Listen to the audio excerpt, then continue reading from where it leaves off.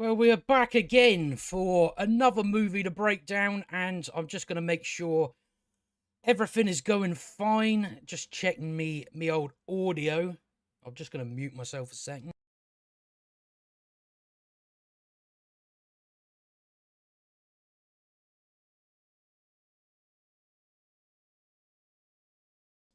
Right, that is no problem. We're sorted. You've always just got to end up making sure if everything's going smoothly.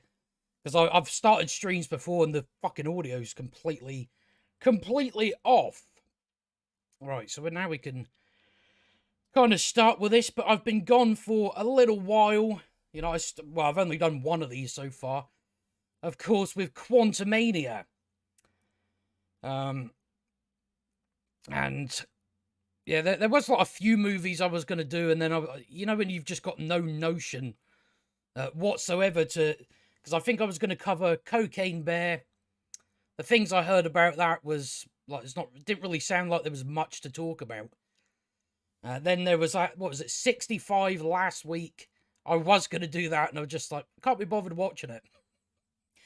I thought I'll just wait for this film. I think it's probably worth covering like all the sort of last of the DCEU EU films. How's it going, Justin?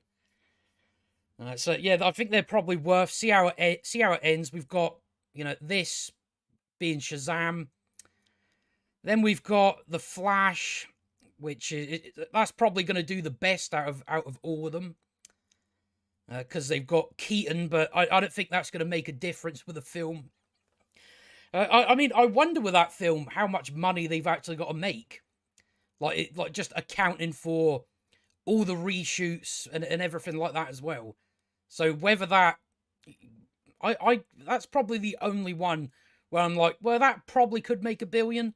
But strictly based on Michael Keaton and not much else. Then after that, I think it's Blue Beetle. That's a movie where I just heard the title Blue Beetle and I was like, that sounds fucking shit. just sort of based on all the it just sounds like a character where it's not going to have much pull. It doesn't quite interest me that much with that film. How's it going, Brett Hughes? And then after that, what have we got? We've got Aquaman 2. I still haven't seen the first Aquaman, but I'll probably end up watching it, you know, just for that being the last film. And then once we're done with the DCEU, we've then got Creature Commandos. That's how James Gunn decided to open his DCEU. That's what he went with. All right. So that's kind of what we've got to look forward to from DC with this movie. It's one of those movies where I'm just like, this is one of those films where I really just want superhero films to end. It's one of those, you know, when you just kind of, you know, it's not really got much there. It's not as bad as Quantumania. It's maybe a toenail better than that. Yeah, I would probably say Shazam 2 was just, you know, it was bad, but it just, yeah, again, it just wasn't as bad as Quantumania. It didn't quite have much there for me either. I was just kind of like, you know, I just want this kind of superhero movie to fucking die. Where it's just, because they do lean into the comedy, but I don't think I laughed once. It was very... It does seem like with this film, they've aimed it more at kids. But even then, I'm not, you know, I wouldn't really give them much leeway because of that, because I'm still like, well, you know, we've had Puss in Boots, The Last Wish. That's a kid's movie that's fucking great. Whereas this is just, you know, it's very much meh. It's not offensively bad. You know, like Marvel, whenever Marvel's bad, it's like really pisses you off. Whereas with this, there's probably a few moments where I'm just like, yeah, this is just fucking stupid. But most of it is just like, that doesn't make sense. You know, you're not as angry about it. Just it's not as bad. But yeah, Justin. Yeah, I think that's kind of where most people are with it at the moment. Just again, I think it'd be different if these movies were good, but the for the fact that none of them are really. What was the last one we really had that was like great? We had No Way Home. That still had its issues, but that was still something enjoyable. If they made more films like that, I'd still be right up for it. But now we're just kind of at that point where it's just like, oh come on, just can we get westerns back? Can we, anything? Just and I don't really think I don't think it's that long. I don't think it's going to be long till we just hit that point of we move on to the sort of next genre. And I have heard people mention, it could be possibly video game adaptations. It could go that way. Because again, it's something else that you can, it's many genres you can sort of adapt with that. So it could possibly go that way. It's sooner or later. Because I think that what's there like BioShock, Gears of War, Fallout. There's that many. There's just so maybe it goes that way. But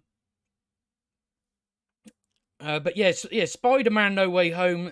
Again, that mainly was good based on the sort of character stuff. But there was still plot issues and stuff like that. But overall, it was an entertaining film at least. But yeah, I don't really go in for the nostalgia bait. It's usually, it depends on how it's done. Whereas we do get a bit in this film at the end of the movie, and what's funny about it is they didn't market the movie based on that. You have Wonder Woman shows up at the end like Gal Gadot, and it's just, why did you market any like this film on this? Because it doesn't look like this film's going to do well at the box office. So I don't know, but like with that, she just shows up, don't make any sense. You start questioning, well, why weren't you here during the movie? So it's just like, see if it's like stuff like that. I'm just like, no, why? I want if you're going to at least have nostalgia elements to it, you've got to give them some sort of purpose, a reason to be there. But in this, they don't quite do that. But it's, that's kind of the phase we're getting into where it's just going to be cameos. I think maybe it will be different with DC because they're, starting from scratch. Whereas with Marvel, it's pretty obvious what route they have to go. They haven't really got any other option. They've just signed that guy on. The video I done yesterday about that Michael Waldron being signed on, it's like there's no chance for them going forward. No, I haven't. I don't collect Daredevil comics. That is. Oh, yeah, is it that way? Yeah, it's just like I end up, because I was going to collect them like sort of individual comics, and I was just like, there's already that much shit that it's finding the room for it. So I just end up getting a big. It's just a big collector's edition of the Frank thingy run, Frank Miller. So that was yeah, it was. I got it off Amazon a few years ago. I've still to actually read through them all. I think I've only got through like the first book so far. Like, there's like about 7 books in there, and each of them has like, it must be about 10 comics in there. So that has, it must have about 150 comics in there. So there is quite a bit out of it. But yeah, that's never really something I've gotten into is comics. I'm just, you get kind of at that point where there's only so many things you can collect. Because I haven't bought a vinyl record in ages, but I did collect them for ages. I think I'm up to about 120, and I haven't really, kept on with it. So that's kind of where I've been at with comic book stuff. Mainly it's just, stuff from the movies and all that. But yeah, we are just hitting that point with the movies. It's just fucking hell. I just want a different genre to take over. Anything. Whether it is the Western comes back for a bit. But I think I don't think it's going to take long. I think maybe another couple of years, maybe something might edge its way in, and that's kind of the route that we go. You know, I'm quite happy for, you know, a superhero movie here and there, you know, like the odd Batman film, the odd stuff like that. But I'm just kind of sick of this universe stuff. It gets really old. Where it's just like, we've got to have 70 movies out. It's why? So I'd much rather go back to, we got one here and there. And that would be a lot nicer. But I suppose we've been going for like 10 minutes anyway, so we might as well dive into this movie. Shazam! Fury of the Gods. But yeah, as I've said, overall with this film, it's, you know, it's a bad movie, but it's not Quantumania levels of bad. You know, they try and have some sort of theme going in it, but that kind of gets lost throughout most of the movie. It just kind of, it comes up at the start, and then it comes out like an hour later. It doesn't quite flow through the story. There's a lot of things that don't make any fucking sense. Of course, the world building's always fucked with DC. Because they have these like world-ending events, yet there's no Batman, Superman, Spider-Man, the Flash or Wonder Woman until the very end, and you wonder, well, where the fuck was she? So that's kind of how it's been for DC, is that they don't quite account for where all these other heroes are, especially when the stakes are the entire world.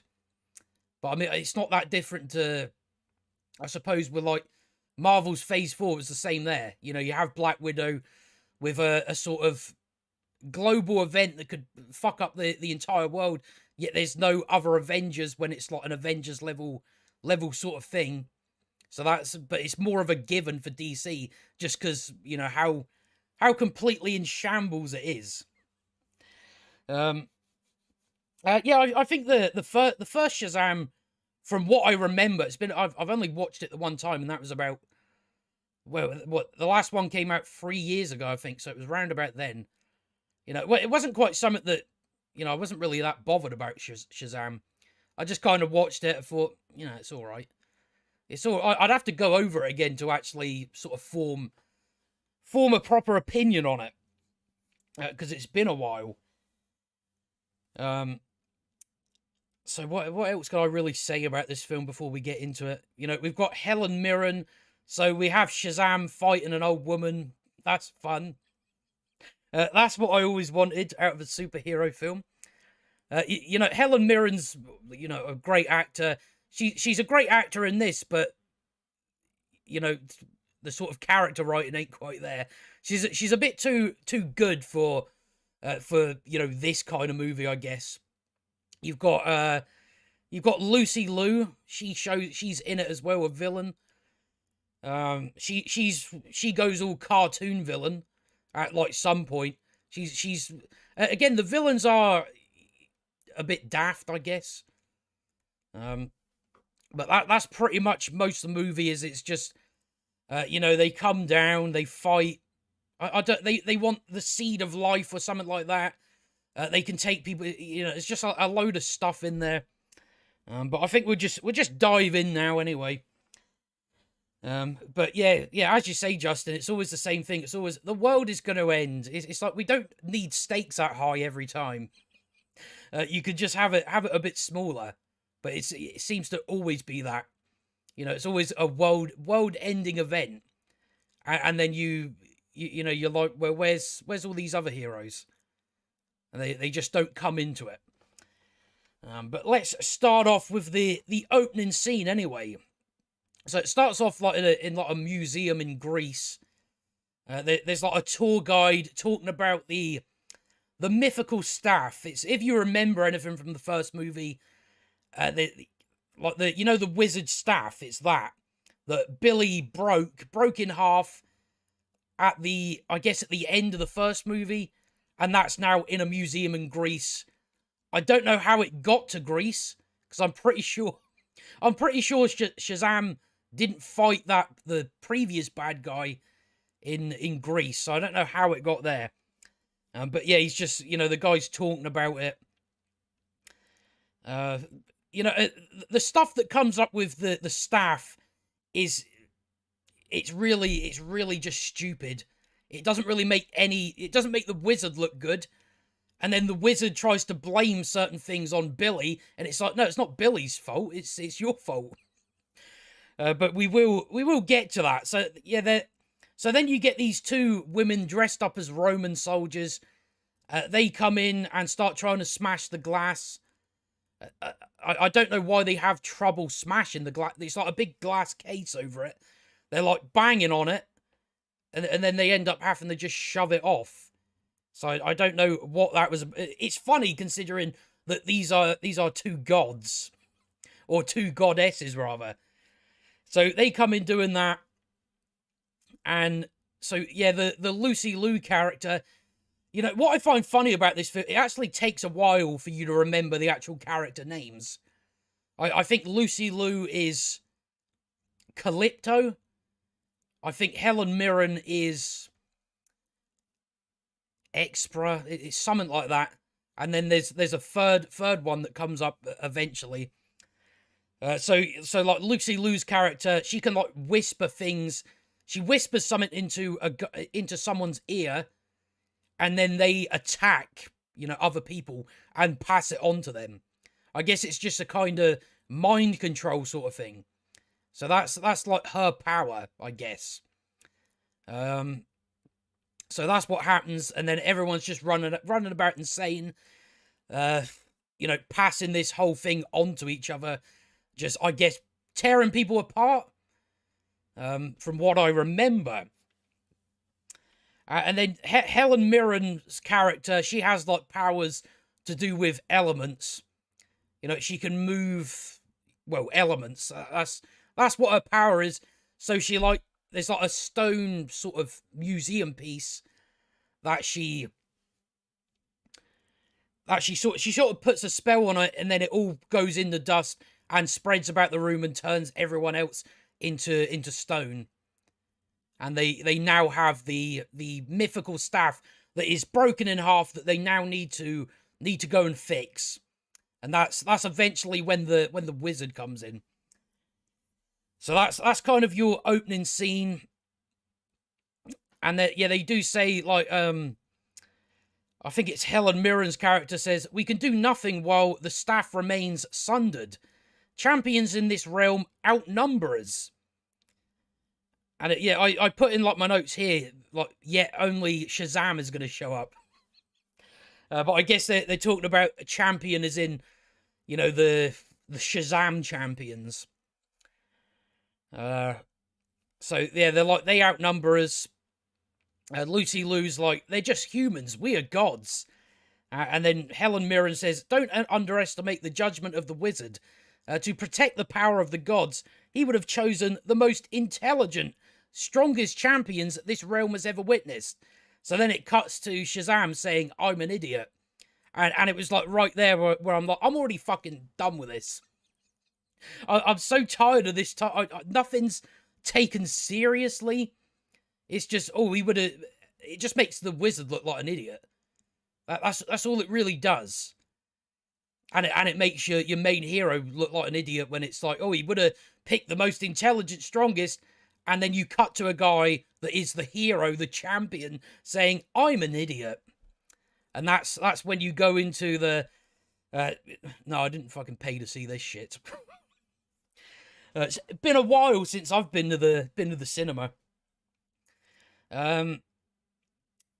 So yeah, so now we go into like the sort of Shazam opening scene, where he's talking to a psychiatrist who actually turns out to be a pediatrician. I guess that was the joke, that he's talking to this pediatrician guy about all what he's going through.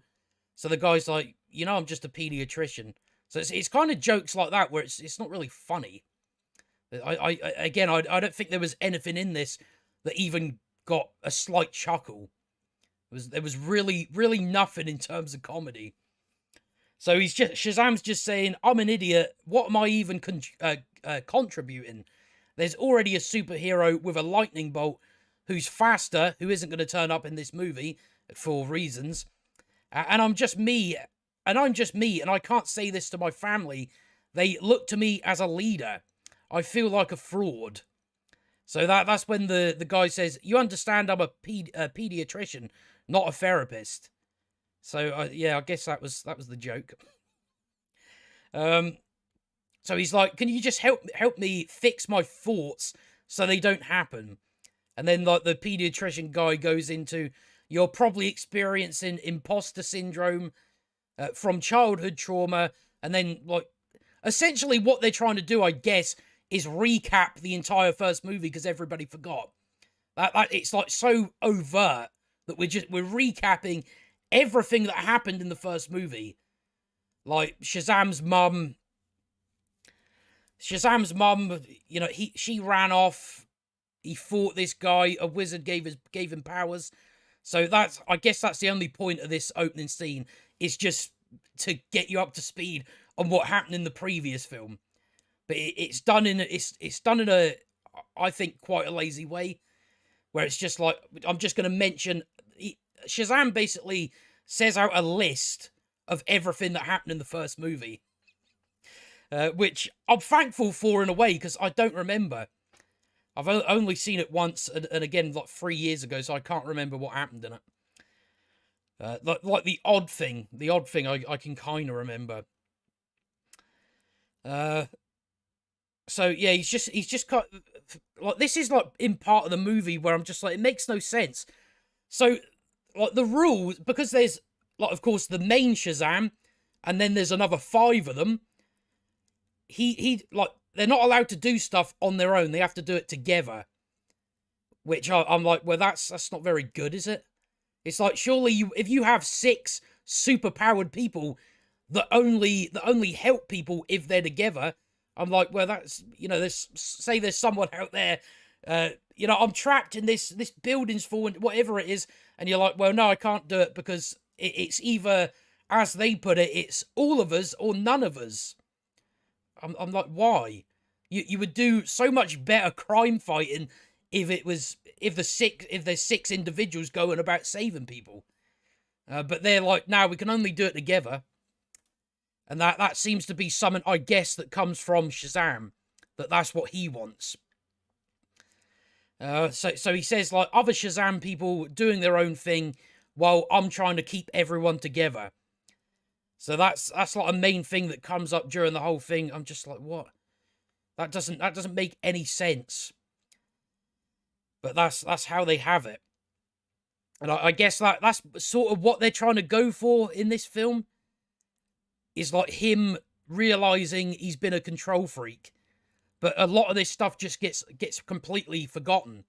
And then it only comes up like at the end, where they don't have it sort of flowing through the movie or anything like that. It's just like, we've got this start bit, then we got the bit at the end where he realizes, oh yeah, I should have been letting you, you know, do your own thing. I shouldn't have been such a control freak. I was hanging on to this family so much because everybody I ever cared about left me. But yeah, no, yeah, a lot of these movies are just pointless at this point. But I'm just interested to see sort of how it ends, whether it ends on a high note or anything like that, which I don't really see. I don't really see that at all.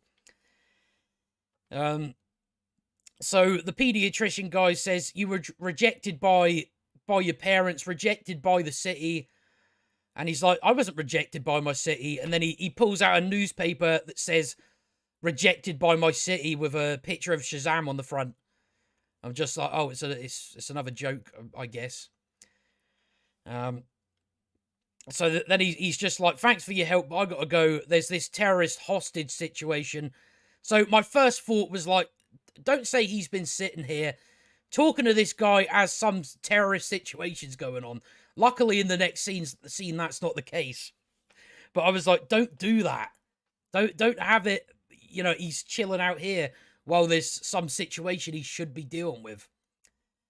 But, you know, it doesn't really do well in terms of having him as a good superhero, because he's probably killed a lot of people in this film. There's like, again, I don't know why, especially DC have this problem where they have superheroes fling the villain and demolish an entire building that obviously had people in it. That happens loads of times in this film. I'm just like, stop doing that. You know, they did it with like Man of Steel, where you just have Superman throwing people in buildings where it's like there's people in there, Clark, and you're doing that. You know, they're never quite wary of their sort of surroundings. So that does eventually come up. It comes up about 3 times, and they just forget about it. So then you go to the house, the little home that, you've got the foster parents and the foster kids where Billy, lives. And they're playing like Call of Duty, apparently for, it's good for military sort of strategy. Even though I'm like, well, you don't use guns or nothing like that, really. I don't really think it comes up. They mention it like later in the film, like when Shazam's fighting an old woman. About, oh, you don't know nothing about military strategy. It's like all he does is go behind her. Right. So then you have the fat kid that is gay. I don't know what the point in the film. I don't see the point in why that was in the film. Because I was like, so it shows one of the kids reading, his mum's trying to get him into baseball, and he's sort of reading a magazine with a baseball player with his shirt unbuttoned and all that. But then it seems to be just for a joke. It's only like for a punchline about an hour and a half into the movie. It's just this kid's gay. We're going to show you that he's reading a magazine. A guy, with his shirt open and that. Again, it's something that it's like you realise these are children. Well, I don't know why they always forget that. It's like, no, it says that boy's about 14. So, but it's only there for a joke. I don't really. I thought they were going to go into, oh, this superhero guy is in the closet. I thought that was the route they were going to go with it. And then it never came up again. They just have it for a punchline at maybe like the hour and a half mark. So I don't know what the point in that was. So, all right, where are we now? How's it going, Gabe? Right, so where are we? So yeah, you've had that gay thing. I don't know what the point was. I thought that was going to play some sort of part, and it just doesn't. So then that Freddy is he's like always on a police scanner, trying to figure out what crimes he can do. He picks and chooses based on, if it's luxurious enough, rather than just helping anybody. And there's like something going on at the bridge. The bridge is falling apart, so they now like because the foster parents don't know that these kids have superpowers. So they're like, oh, we're going out for a bit. And then they all fly off to this bridge. Where they're essentially, they're treated as jokes within the media.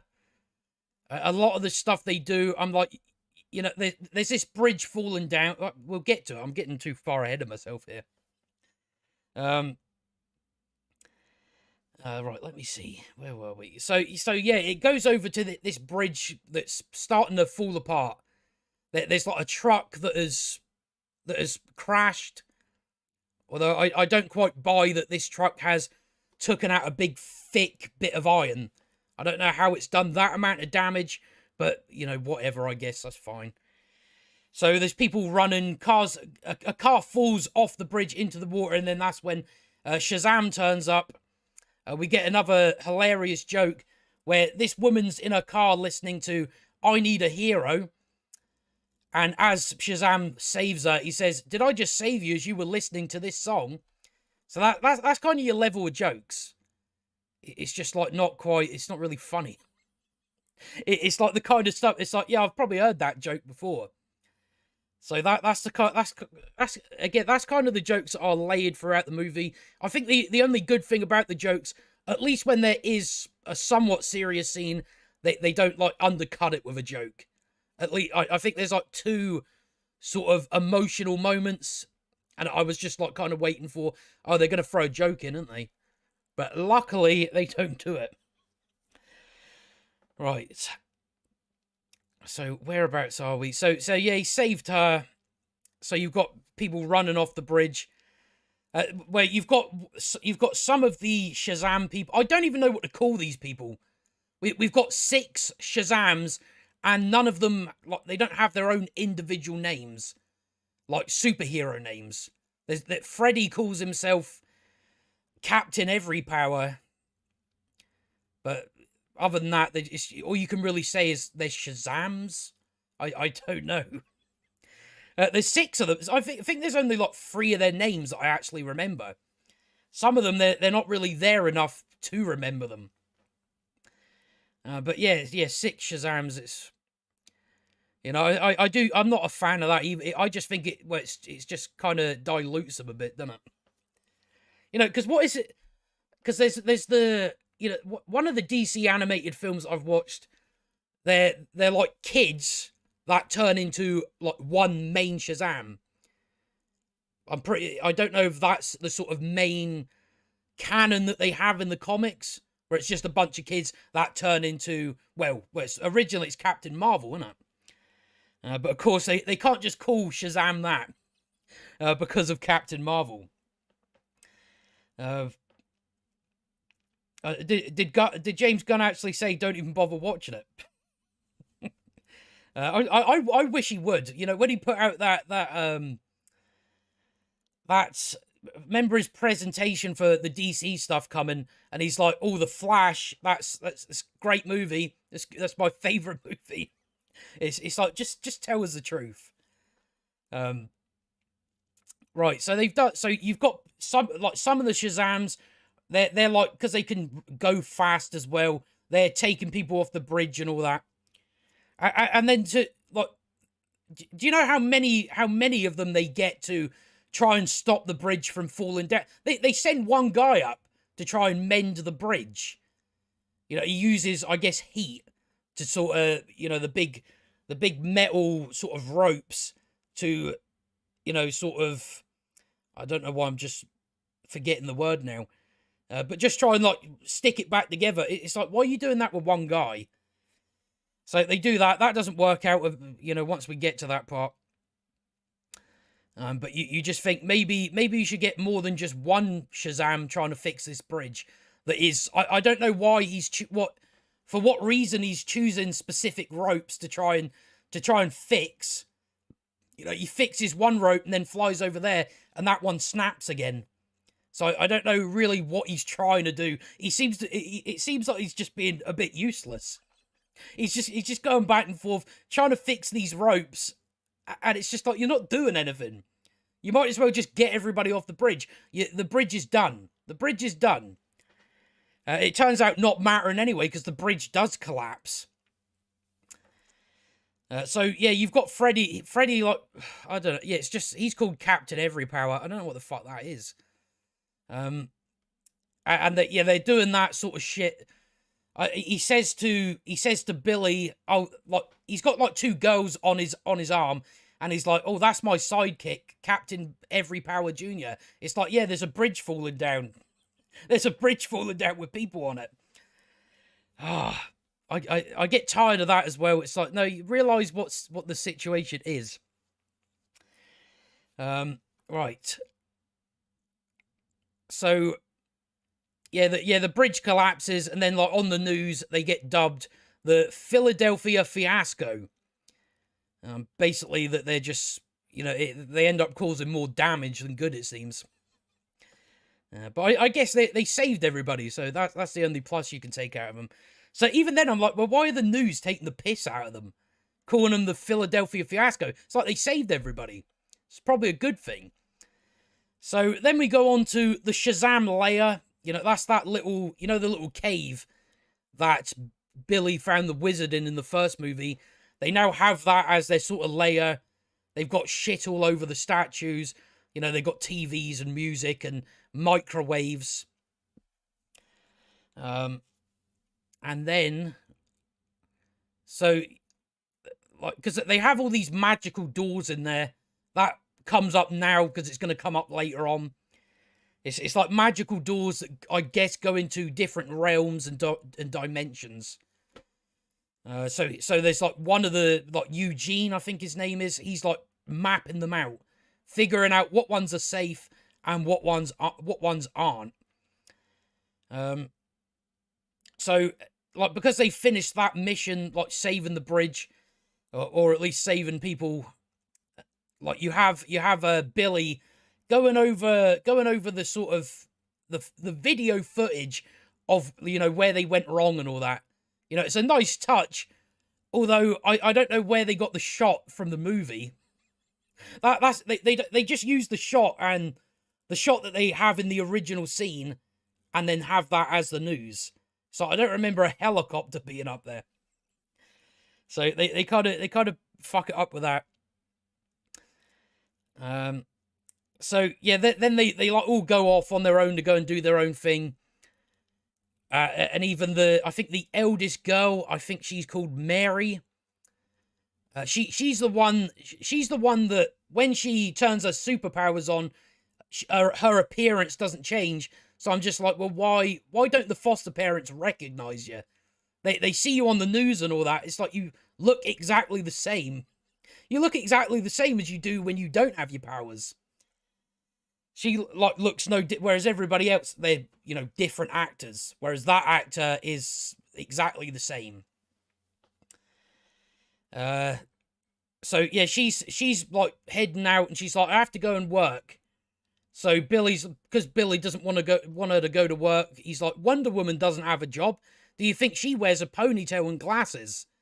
So I don't know if he's being serious. I don't know if he actually believes that. It's like, well, yeah, she needs money. She does need money. So it's essentially Shazam has abandonment issues because his mum left, but like because he's in foster care, and when he turns 18, you know, they no longer get paid to take care of him. So by 18, he has to either get a job or leave. Which, I don't know why the sister is telling him this, because it just makes her look like a bit of a dick. You know, telling him, oh, you got to get a job or leave.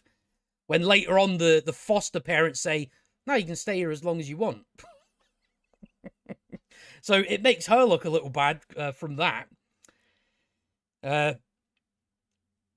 Yeah, she just says to him, at some point, Billy, we have to get a job or leave. Nothing lasts forever.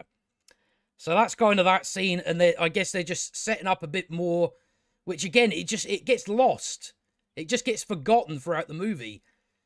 Whereas you could have something that, you know, showing this, you know, maybe, you know, the stuff with he's trying to keep everyone together, everyone else is trying to do their own thing. So I don't know, maybe when they're doing some sort of thing together, maybe, I don't know, you could do something though, but it just seems to get forgotten. That, oh, no, that was the point in the movie that Billy is a bit of a control freak because he's scared that, you know, because he has abandonment issues. But it just gets forgotten, and then we just go into typical, you know, superhero stuff, really. So now, yeah, where do we go now? So we go on to, so yeah, we go back to the villains, and they went off to see the wizard. Because in the first movie, I think the wizard turns to dust. He turns to dust and disappears, and like Billy and that assume that he's dead. But he's actually in, I guess, the god realm. There's like a main realm that these villains are from, called the god realm. It's not very creative name, but okay. And they have like the wizard imprisoned in a cell. So they go and talk to him. No, I don't know where he is. Because 1 minute it said, you know, they say, oh, it's the god realm. Like that's where he is. And this, right, no, I don't, no, I think I'm getting that wrong, actually. But yeah, it's just like this realm was sealed off from magic. So, you know, it comes up later on what the whole story behind it is.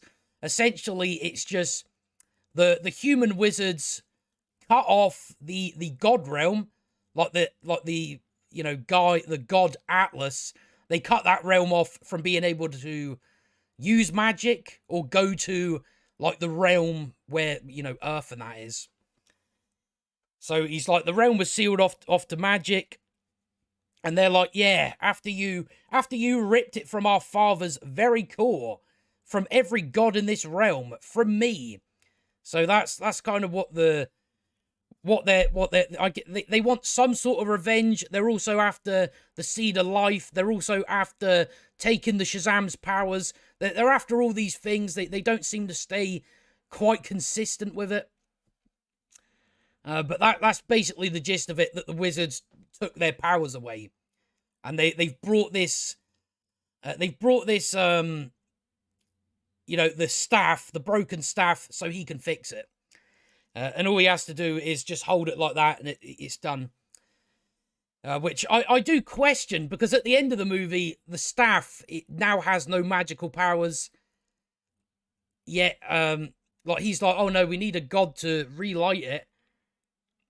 It's like, well, you mended it when it was broken. So I don't know how at the end of the movie you can say, no, we need a god to do it. It's like, well, no, you did it earlier on. You fixed it and mended it and made it more powerful. So yeah, basically what you have here is the villains explaining to the audience what their powers are. So they start like telling the wizards, because I wrote it down in my notes as, I'm going to tell you what my powers are, audience. So hers, as I've said, the power of elements. She can control, metal and stuff like that. Dirt, stone, those sorts of elements. Yeah, I have actually. No, I just seen you mentioning Az's reviews on God. I've watched part of his. I've watched some of it. I've got the rest to watch, but yeah, that's a fucking awful show. Right, so where do we go? So as it turns out, the wizards cast a spell that is a barrier that stops the god realm from being able to use magic and being able to go to Earth. And the way that the wizards have it work is, if the staff gets snapped in half, the barrier comes down. So I'm like, why the fuck would you have it work that way? You make a spell. It's like, what happens if you're walking about with your staff, you trip and fall on it and it snaps? You've now let these mental villains be able to come through Earth, reclaim their magic, because you thought the best way to go about it is have it so if the staff gets snapped, then they can come through. That's not, again, it doesn't make the wizard look good. And the wizard tries to blame Billy. He's like, oh, that was Billy's fault. He snapped it. It's like, well, why didn't you tell Billy about that? Or why didn't you just not have that work that way? So that's really one of the things that just, it's like, why? Why would you make it something so easy to be able to, have this barrier fall down? I don't know why they went with that. But that's what they did.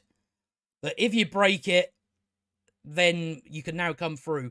I'm not going to tell Billy about it. He goes on to snap it. And then now they can get through. Rather than just casting a spell. Oh, they can't get back through unless they do this, that, and the other. Instead, it's just, well, if someone breaks it, or if I fall down on it, then they can come back through. So the spell is kind of useless. You're definitely taking a big risk by having it operate that way. So yeah, he's just like, I cast a barrier so your kind couldn't enter the human realm. The barrier can only be removed by a broken staff. And then they show him the staff. But yeah, that's just a stupid way to have it work. So he's like, how did you get that? Where is the champion? So they say, your hand forged this staff and you will mend it. And he's like, I would die before I help you. So of course, Helen Mirren uses her powers to pull him towards the cell door and force him to take this into his hands. And then Lucy Liu, she whispers in his ear, like making him say the word Shazam to repair this thing. And I'm like, even that, it's like, why is it so easy just to mend? I think it would take a lot more. And again, this mending stuff doesn't make any sense when he can't repair it at the end of the film. He needs Wonder Woman to come along and repair it for some reason, even though he just repaired it. He just repaired it in this scene. So again, I'm starting to notice more things now. You know, once you've kind of seen the entire film, you start and going through it again. You're like, oh yeah, that bit at some point in the movie as well. Right, so where do we go on to now? I think we're still kind of in this scene. So, yeah, it seems like the Lucy Liu character, she's a bit more full of vengeance. You know, she's like, oh, now we can have some fun with this staff being ready. And Helen Mirren's like, fun is for children. We are at war. You know, they're very, I'd probably say they're very generic villains. There's not really anything particularly unique about them. But yeah, they definitely waste Helen Mirren in this, I think. And also, like when they've now got the staff mended, and then what they have happen is, like, they just sort of like dangle it in front of the wizard, and the wizard goes to grab it and, you know, scratches a bit off with his nail. So I'm like, oh well, that's going to play in the summon at some point. So we get a lot of we get a lot of stuff in like the school. There's a lot of school stuff in here. Where a lot of it is Freddy meets a girl that he likes, and she likes him, and then she of course turns out to be the sister of the other two daughters of Atlas. There's 3 of them. But there's you know, there's a lot of that. I'm just like, you know, I couldn't really care less about that part of it. But yeah, he bumps into this girl, and then bullies come along and say, oh, if you need any help doing something, we'll help you out.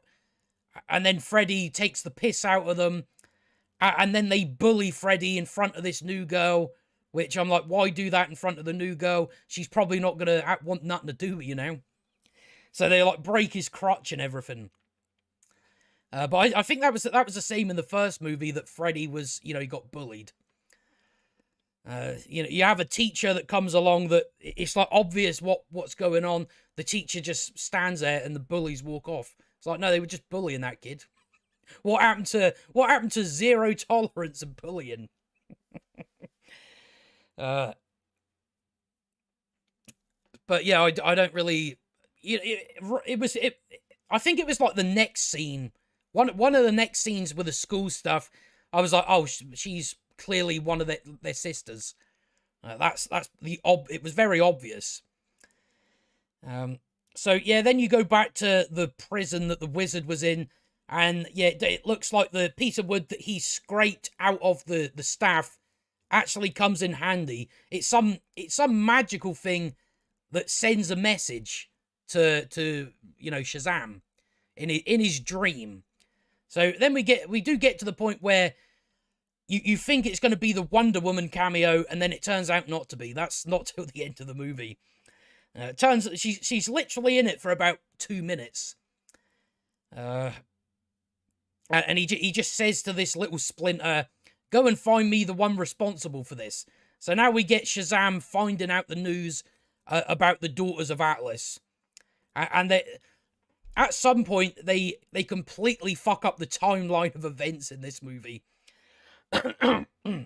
Where what we've had so far is the Daughters of Atlas steal this staff, they go and get it fixed, and then the wizard sends a message to Billy.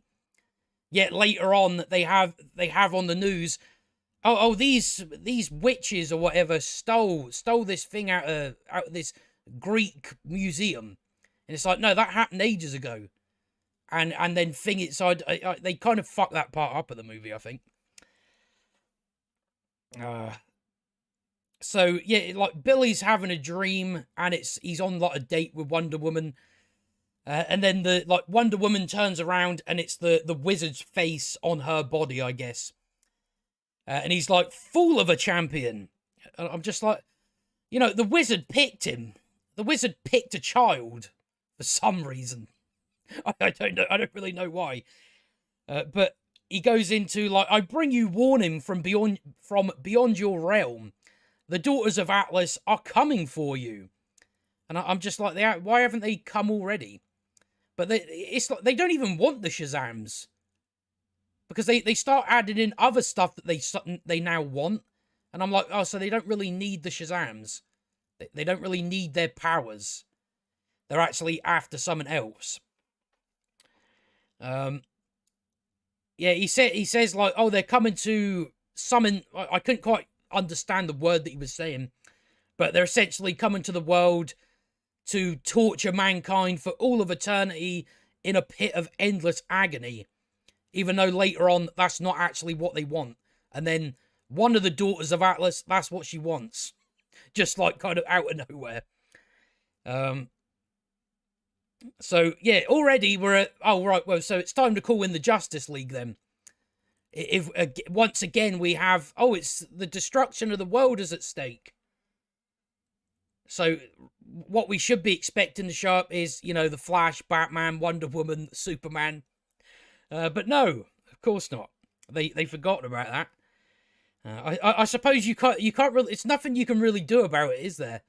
Just when you have such a shambles. Of course, I did write this in my notes as well, because it's like they don't quite know how to balance the tone in this movie, where they have the wizard delivering this grave danger. You're in grave danger. The world is at stake. Meanwhile, his face is on Wonder Woman's body, and I'm just like, what the fuck's going on here? Well, so they do have a lot of stuff like that in this movie. So he's like, I regret ever choosing you. Because of you, the barrier between the world has been brought down. It's like, no, that's not on Billy. I don't see how that's Billy's fault. Why didn't you tell him about it? Why didn't you tell him that, see what I done, Billy, because I'm stupid as fuck. Me and my wizard friends, we decided to make this spell work that if you break the staff, the spell goes away. When it's like, I'm a wizard, there's many ways I could go about like sort of enforcing this spell. Something a lot better than, oh, if they break the staff, they can come back through. I don't know why it's taken them 3 years to come through. I guess they've only just recently noticed that, oh, that barrier's down. So that's, but I don't know how long the sort of, what the time is based, like, sort of in universe, on how long it's been from the first movie, where Billy snapped it. I think the only thing you can blame Billy for is for the fact that he just threw the staff away. He just threw the magical staff in a bin. So that's really the only thing you can blame him for. But trying to blame him for snapping the staff when he didn't know about it, it's like, no, that's the wizard's fault. But he's just like, nah, it's your fault. It's your fault, Billy. It's your fault, Billy. You were just supposed to assume that this staff, like, if you better not break it, because a barrier will come down in a different realm that I've never heard about. You're just supposed to assume that, Billy. So he's just like, they're hunting you and your family. The one thing you must not do is, and then he gets cut off by the villains. They like sort of electrocute him with summon, and that we don't get the, what he's not supposed to do. But yeah, that's, you always get that. It's like, well, I don't know, wizard. Maybe show up and just get straight to the point. If this is a possibility that they can pull you back out of Billy's dream. So, Billy wakes up, a glass ball explodes, and then he sees that Freddy's gone, because Freddy has been going out on his own at night to fight crime. And of course, Billy's not happy with that, because Billy seems to think that the best way to go about this when you have 6 superpowered people is we can only do it together. Which doesn't make any sense. That's backwards. So it just shows you, like, Freddy, because Freddy's got a crutch. So I don't really know why he's not superpowered all the time. At least when he's about to go out and fight crime. So he's just, like, looking for something. There's, like, a heist going on that he goes and sorts out. And then he flies off to go and do it. You don't get much more than that. So now we're only at the 30-minute mark of this movie. We're now only half an hour in. The amount of hours I spent going through this film, I spent like most of yesterday and majority of the day watching this, just doing it a bit at a time. So yeah, it goes to Freddy at school again in the next morning. He's talking about Billy. And like they both seem like him and this new girl both seem to be the same, that their sisters are control freaks. You know, both of them say, "Do we have to do everything together?" But yeah, this was the part where I'm like, oh, she's the daughter of Atlas's daughters. You made it very obvious. That was quite an easy one to pick up on. I just thought she's going to play into it in some way. Because I think her name's Anne. Anne/Anthea. She's played by, what's her name? Rachel Zegler? I think that's who plays her. You know, no one really likes her, though, so... So, then, like, Billy goes into the school and pulls out Freddy... And it just starts off with, you know, Freddy saying, "I thought you said the wizard disintegrated." And Billy's just like, "We're going to have an emergency meeting after school in our little lair. I want you there." And then, like, he shows him, like, an article on his phone that says, oh, shit. I just went all the way down the page in my notes. So now I've got to try and find this again. Where are we? Yeah. So, yeah, it just shows you, like, an article about Captain Everypower exploded an armoured truck. So it does come across like they're not quite that good at heroing. And, yeah, that's when you find out about the rule. We only have one rule. It's all or none. And even Freddy's like, well, that's a stupid rule. It's like, yeah, it makes no sense. It's like... Oh, no, sorry, people. I can't save you from death. I can't save you from death unless we're all together. It's like, no, you just save people. You don't wait for the other one or the other 5 to get there in order to be able to fight crime. But it's so stupid. It's like, you know, I know they're kind of going for... Oh, well, Shazam's got abandonment issues. He doesn't want anyone to do it on his own. He wants them all to do it together. He's a bit of a control freak because he's worried about them leaving him. It's like, even at that, it's like, well, that just makes him a stupid superhero then.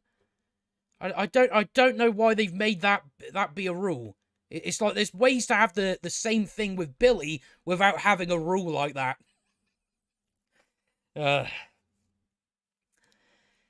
So he's just like, stop trying to control me. That girl has sisters like you too. Yeah, it's obvious. So then they have their little meeting where, you know, Billy tells them everything. That, you know, apparently we then get information about what's going on, that their realm is protected by a dragon. They've done like a quick Google search. And they seem to have all this... Because the Daughters of Atlas are a real thing. I don't know if that's a real sort of Greek mythology thing. I guess it is. I'm not quite sure. So they like Google search it, and that's apparently... There's like a dragon that protects it. So, of course, we're eventually get into the territory where we've got dragons and unicorns and minotaurs and... I don't know, lions with wings... It does eventually get like really ridiculous. So Billy's just like, I don't know how any of this works.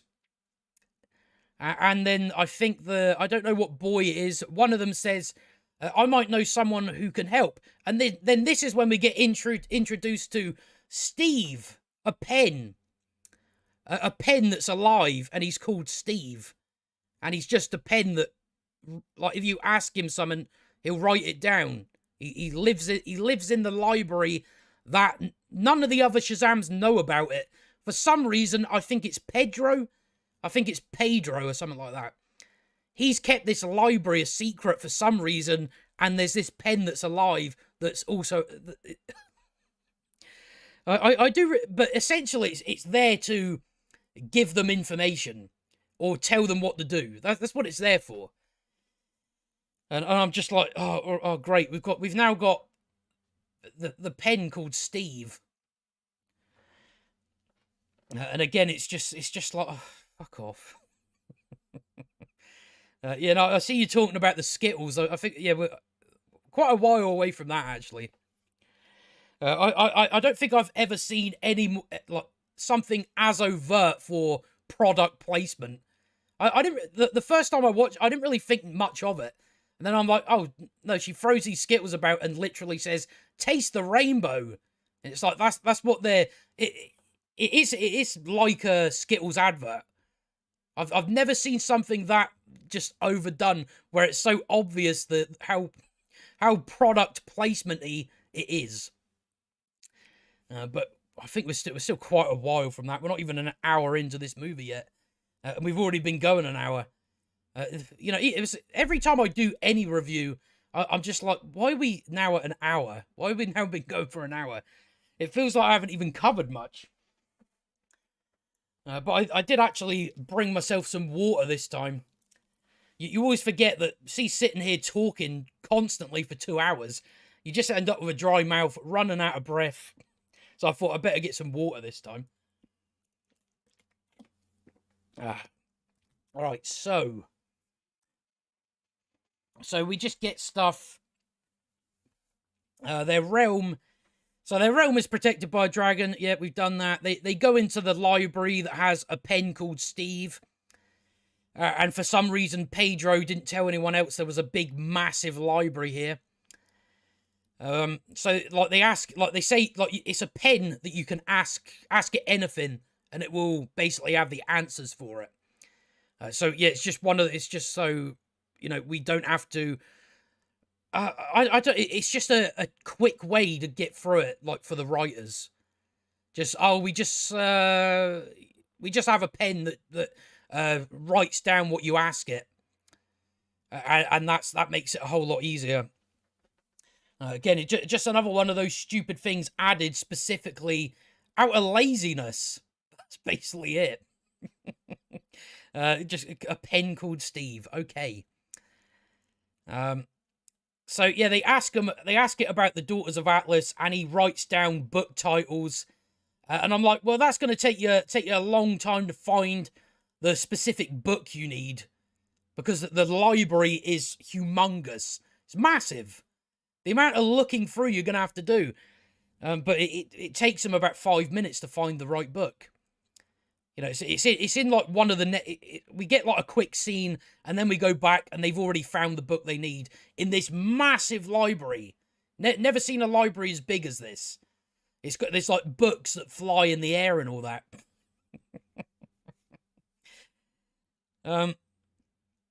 So... yeah, you go back to the school again. Freddy's with that girl, with Anne. I'll try and actually say her name. Otherwise, I'm just going to keep saying that girl, because the names are hard to remember. So he's saying to her, "Do you want to meet a superhero?"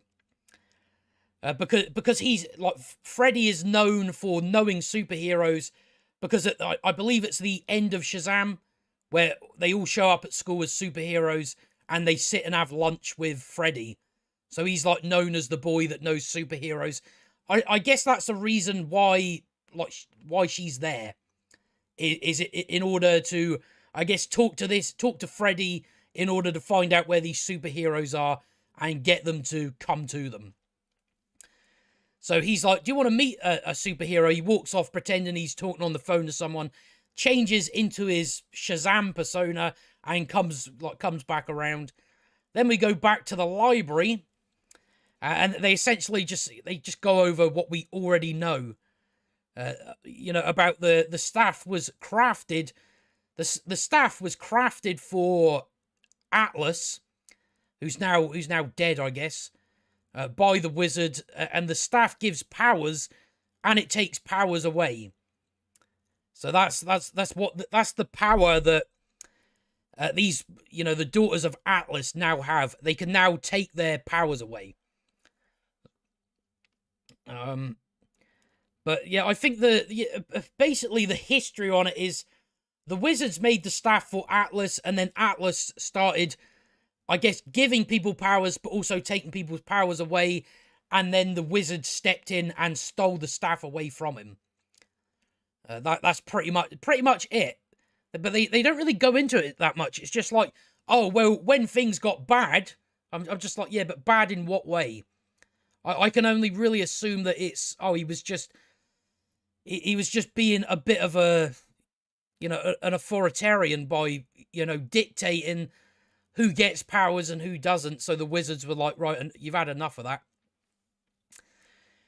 That's really all I can assume on that. But yeah, again, this stuff is like really just backwards.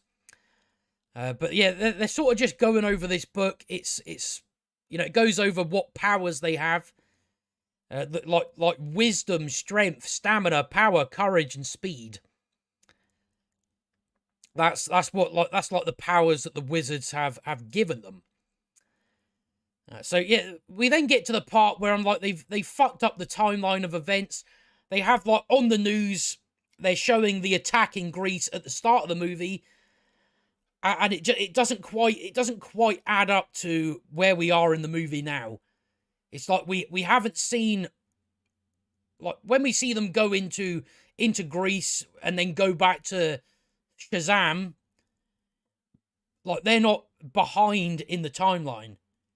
They're still, like, we've already had the, they go in, steal the staff, then they go and talk to the wizard, get it prepared. The wizard then sends a message to Billy, and now they have it as, oh, the witches have went and stolen this artifact out of the museum.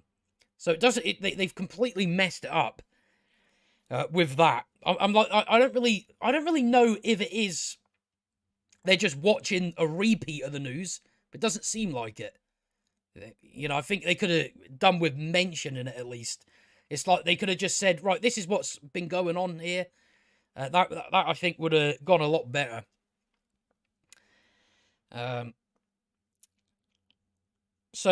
Also, we also get a flashback to the first movie of Billy snapping the staff, which isn't his fault. But then he threw it in a bin. He just threw it away. This magical artifact that is clearly important. That's the only thing you can blame him for. Can't blame him for the snapping the staff.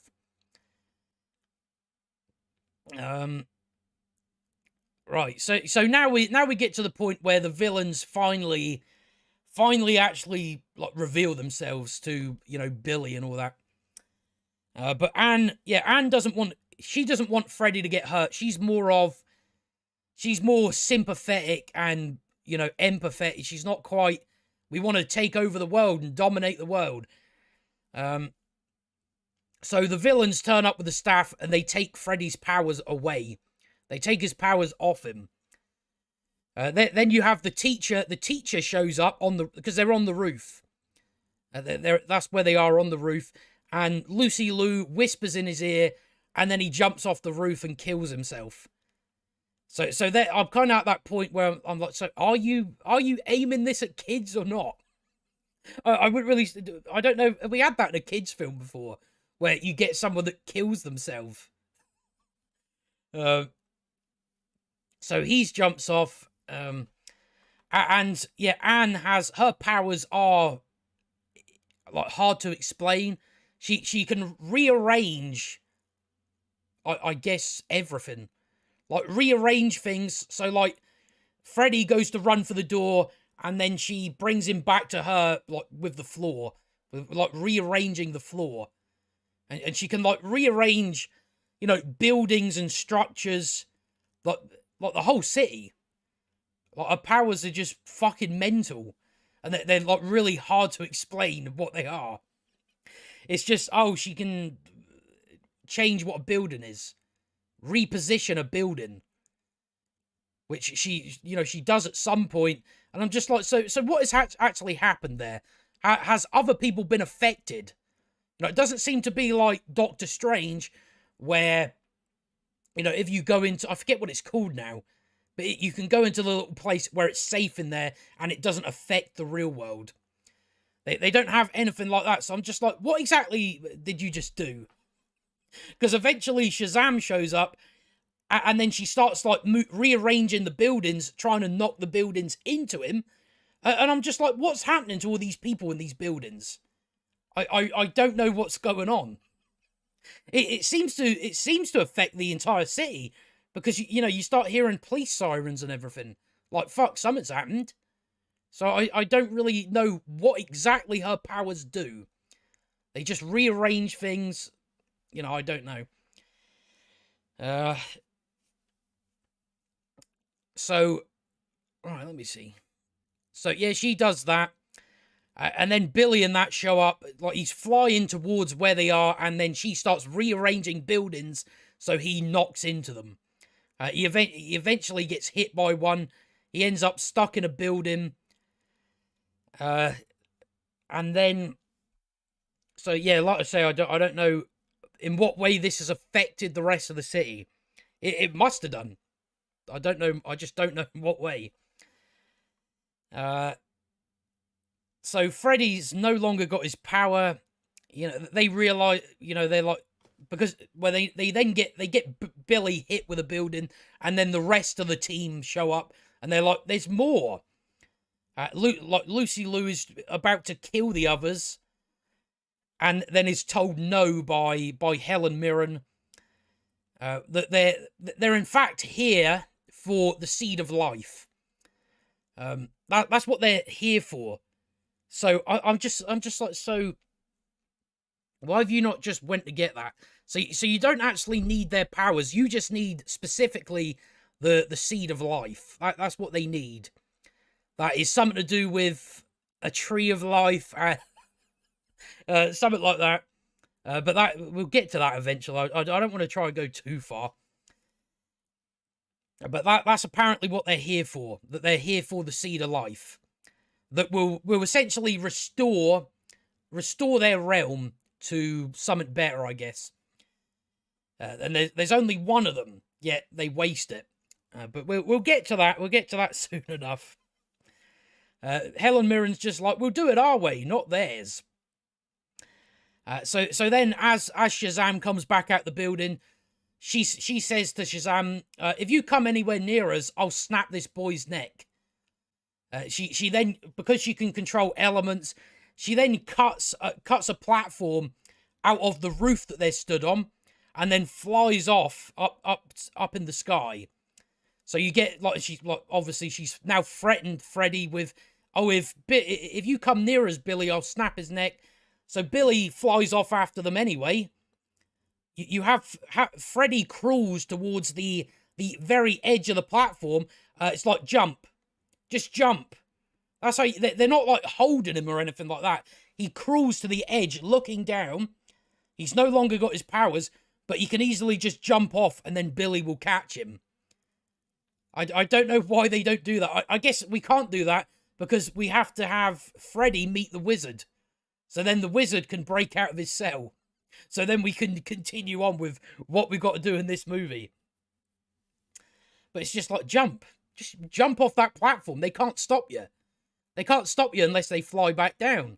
But if you just jump, then Billy will catch you, and they no longer have a hostage. But they don't do that. They just have Freddy looking over the edge when he could just jump. There's a man flying down there. He'll catch you.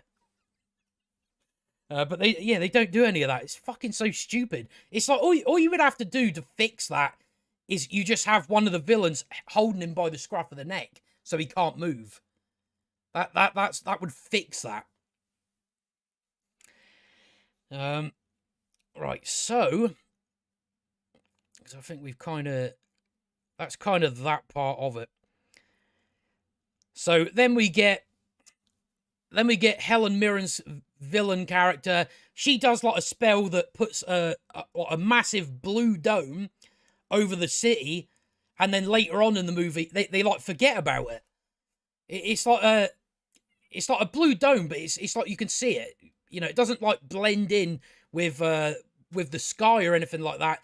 So there's like later on in the movie they no longer have this dome, and then when the dome has to play a part, oh, there's a dome again. But they don't, later on they don't. It's not in the sky. It's like you need to have that in the sky, because now I'm just like, so like going through the movie, I'm like, so is this dome even a thing anymore, or is it gone? And then it comes up later, and it's like, oh, it is still a thing, and now we can all of a sudden see it, whereas previously we can't see it. We can't see it. They kind of forget about it. They forget to make sure that's always there. That dome. So they're now trapped in a dome that is around the city. I don't know how she does this. I thought her powers were just like, you know, elements and stuff. Unless it's like a magnetic field. That's probably what I would assume at that. And like Freddy tells Billy, oh, they can take our powers, watch out. So then Billy, because like you've got the villains outside of the dome, right at it, and Billy flies up to the dome and they're like talking to him. So Billy's like trying to get through this barrier. He's, you know, shooting it with his lightning bolts, and then we get our first, oh, you've just killed people, and it's just played off as a joke. Because he hits the dome with a lightning bolt, and the lightning bolt like bounces back and hits the corner of a building, like an office building, where there's definitely people in. So he's just killed a bunch of people. He just exploded the corner of this building, and he just shouts, "Sorry!" It's like, no, you just kill people, you idiot. And that's not the first time that happens in this film. Where it's just like, you haven't considered, have you? You haven't considered you just killed people, and you're just like, oh, I'll just shout sorry. Fucking hell. It really annoys me that. It's like, no, he's supposed to be a superhero. You know, again, it's an accident. Don't just say sorry. Just go, oh shit, what the fuck? So he's killed a load of people. Great hero. So Billy's shouting to Freddy, it's all or none, we stick together. And and then you have Lucy Liu go all cartoon villain. What Shazam just said, she says something else. So I'm like, no, he didn't say that. She says, and that, like, after he says we stick together, she says, and that you will, because you cannot leave. You know, but you're taking Freddy away, so they can't stick together, can they? You're taking Freddy together. What the fuck are you talking about? Yeah,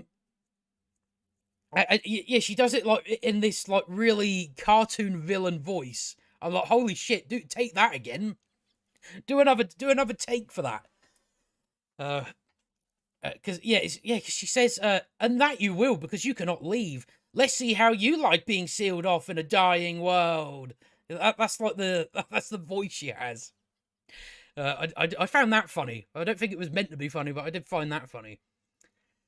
So that response makes no sense. It doesn't follow from what Billy just said. Billy said, all or none, we stick together. And she said, and that you will, because you cannot leave. Yeah, but you're taking Freddy away, so they can't stick together. So that doesn't make sense. I do find stuff like that funny, where you have a character say something and the other character says something that's got fuck all to do with what you just said. It's like, no, you're taking Freddy away. They can't stick together. It can't be done. Right. So I think I don't think we're far away from like an hour in. So we've had that. They then on the news they show like this big massive like blue dome. It's like a royal blue color. Yeah, it disappears later on in the movie, and then it comes back again when we need it to defeat the villain, even though it was, it was never took down. But they haven't had it. They haven't had, maybe all they needed was maybe an establishing shot that shows that, yeah, this dome is still here. But it disappears out of the sky. Right. So so they show the big dome on the news. So at that point, I'm like, right, let's call up Batman, Superman, Wonder Woman. Let's get them together. We need them. We need them now. But no, they don't show up. So yeah, Freddy wakes up in a cell in like the realm that the wizard was, and for some reason, the Daughters of Atlas have put Freddy in the same cell as the wizard. Why? Why do we always do that? This is not as bad as Gotham Knights, man. With that, Gotham Knights did that, where they had these people put in the same prison cell, even though it doesn't make sense to put them in the same prison cell. So that's stupid from the villains. Again, it makes the villains look stupid. Just like in Gotham Knights, it makes the police look stupid. Right. So, Freddy's trying to get the wizard to sort of, like, let's get out of here. The wizard's like, once I gave the power to Billy, I could no longer remain in my realm. Death would have been a luxury compared to being in this cell. Freddy's like, yeah, well, let's just get out of here. And he's kind of taking the piss out of him. It's like, nah, yeah, sure. There's no way out of this cell. The wizard is not able to do any spells. He's like, I gave my powers to children who squandered it. I was just like, yeah, why would you give it to children? Don't know. I guess they've got purer hearts. I guess that's really the only good reason you could have to give to children. That, they're, I don't know. I don't know, but it's like, yeah, you squandered your powers on children. It's like, yeah, it's right there in the pudding. You gave it to children. Right. So now we're done with that. We go back to the old Shazam gang. They're like trying to figure stuff out and all that. I can't find this. And so yeah, they go over what, like, the powers that the three villains have.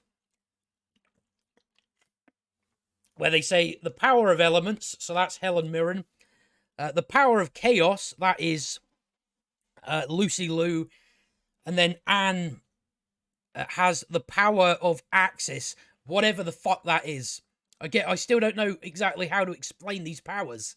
I don't know how they work. Other than it just rearranges things. That's really all it is. Right, so that's that. So Billy comes up with a plan to get Freddy back. He's like, well, what we do is we invite the villains for like a sit down to trade our powers to get Freddy back. And I'm just like, yeah, but they don't need your powers. They need the seed of life. They don't need you anymore. Again, the only reason they would need you is for revenge. That is it. But it's like they've got what they came for. Well, they eventually get what they came for because the Shazams are incompetent. So they eventually get what they want. So yeah, I guess kind of at the moment it's fine, I think. But it's just like, why would they?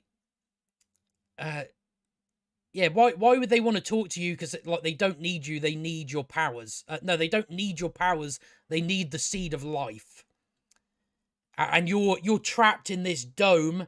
You can no longer stop them. So them coming to see you, it's like, well, that doesn't make sense. They're just putting themselves in harm's way. They're putting themselves in a position where they want to steal. They want to steal one of the Daughters of Atlas. They want to steal them, so then they can trade like Helen Mirren for Freddy. But I'm just like, why would they want to meet with you? They shouldn't really, if they're just like, oh, no, we're just after the seed of life now. Even though at first we were like, we need to get the champion's powers, which I guess is only to prevent the champions from from stopping them. But they're trapped in a dome. They can't get you.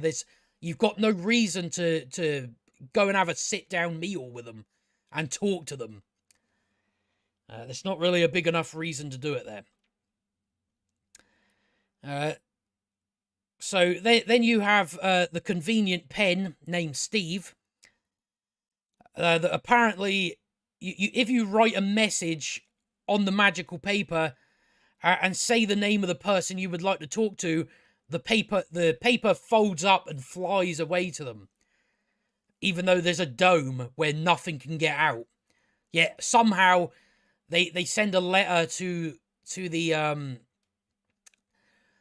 god realm, the godly realm. What? So yeah. So how is that working then? Because later on, it turns out one of the doors that I mentioned at the start, the magical doors, that leads into into the god realm. Yet they don't know about it yet. So I'm like, how did you send this letter to off to a different realm?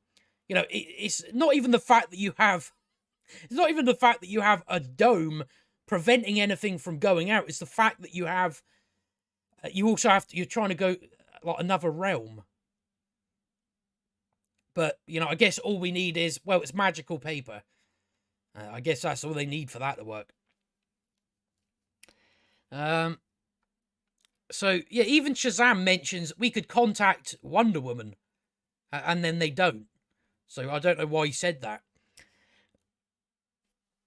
But he sends a message straight to the Daughters of Atlas, trying to get them to come down to Earth and talk to them for a trade.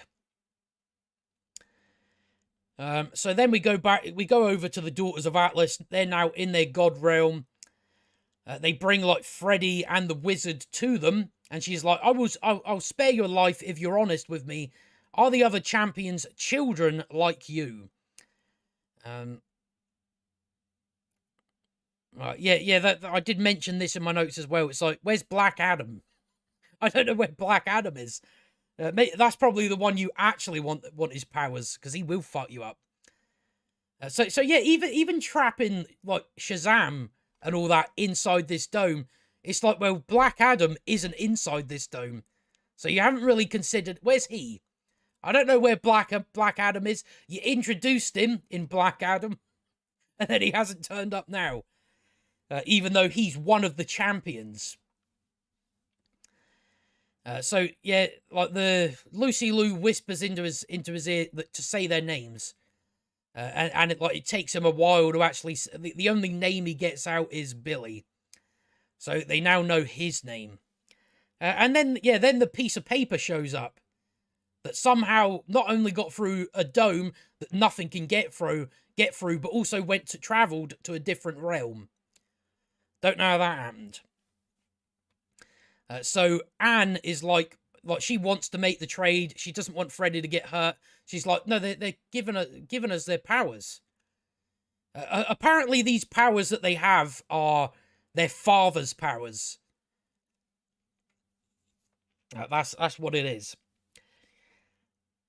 And then they throw Freddy and the Wizard into a pit that has a dragon, and then Anne saves them from the pit and the dragon. And she lets them escape.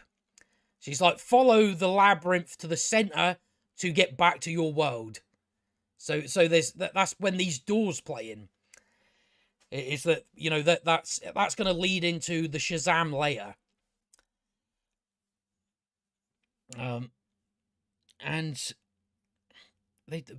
trying to read what I'm saying here. Anne says to them, they don't need you anymore. All they require now is the seed of life. Yet Helen Mirren's going to go and meet Billy on Earth. When all they require is the seed of life. Just go and get the seed of life. Because, I mean, starting off, they only wanted the champions' powers to prevent the champions from stopping them. But now it's like, all you need is the seed of life. Billy and that are trapped in this dome. They can't stop you, so you've got no reason to go and meet them. Unless you're stupid.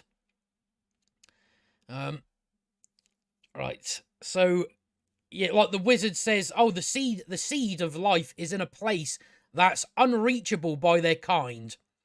And earlier on, you had Billy flicking about this apple that turns out to be the fucking seed of life. And for some reason, it's just this apple that's been hanging about, a sort of blackened apple.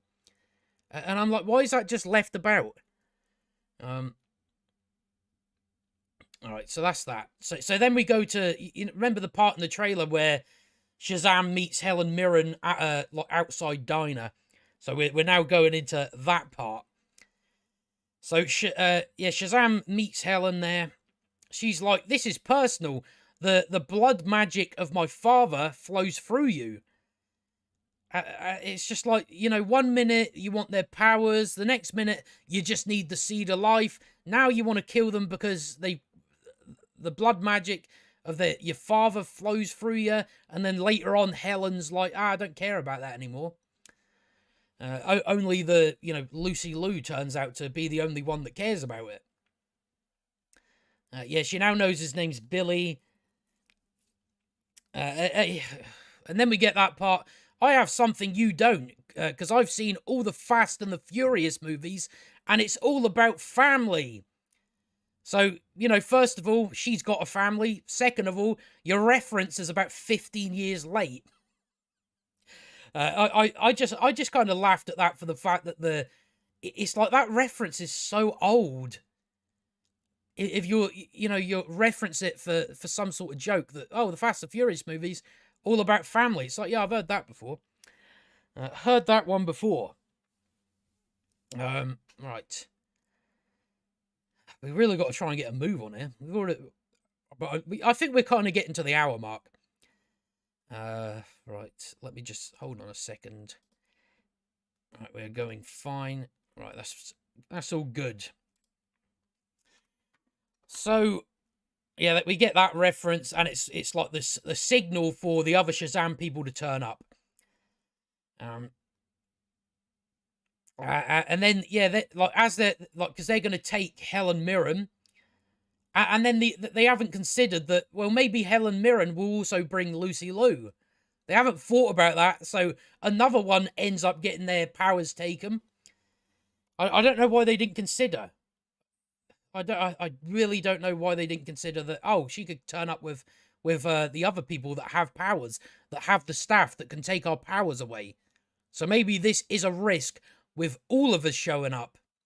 I don't know if it's really worth the risk. But that's another one without powers. So there's now only 4 of them. Right. Your letter was to that woman.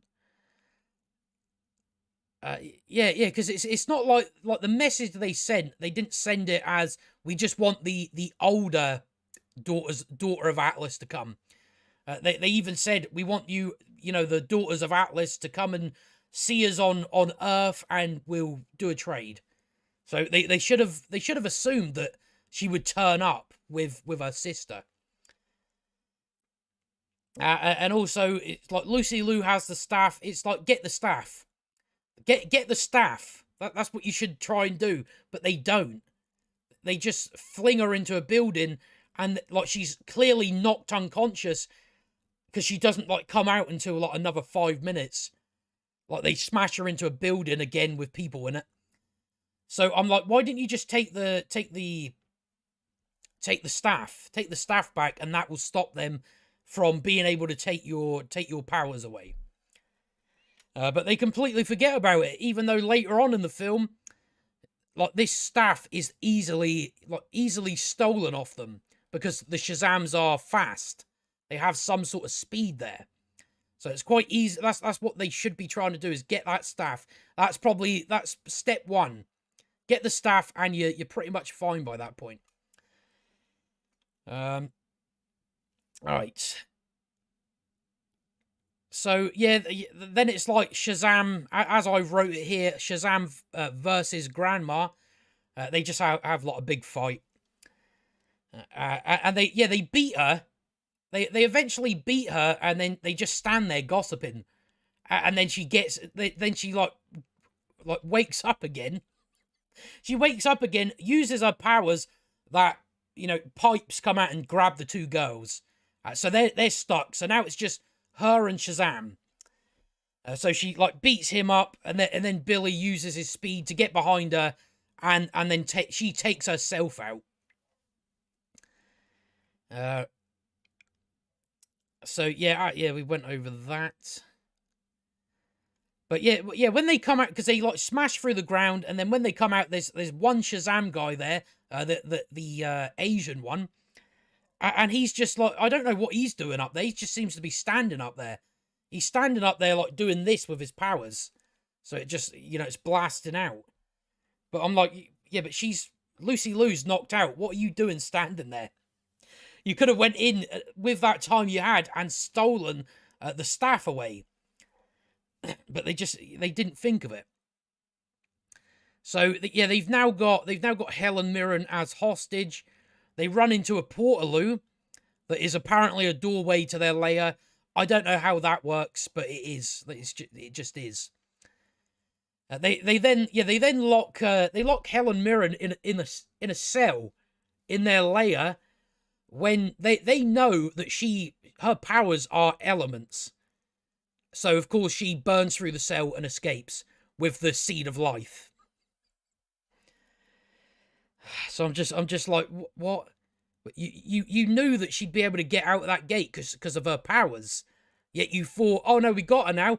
Put her in a cell with metal bars when she can escape out of those. We know she can do that. And that, yeah, she escapes. So that was pointless. She goes into the library and then takes like the apple, which I guess has the seed of life in it. This was just a thing that was hanging about. Billy was like you know, chucking this up in the air and everything, and it's the seed of life.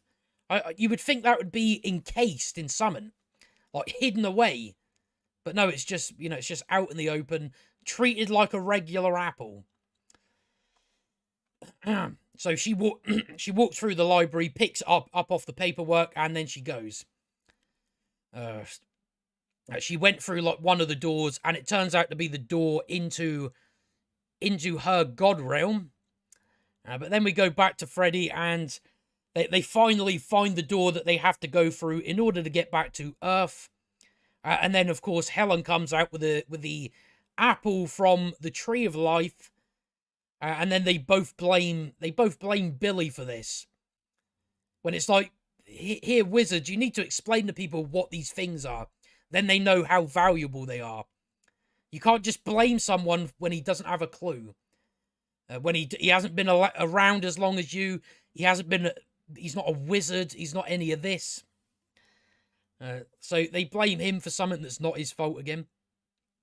I guess it's his fault for bringing back the villain and putting her in a cell when she could just easily get out of it.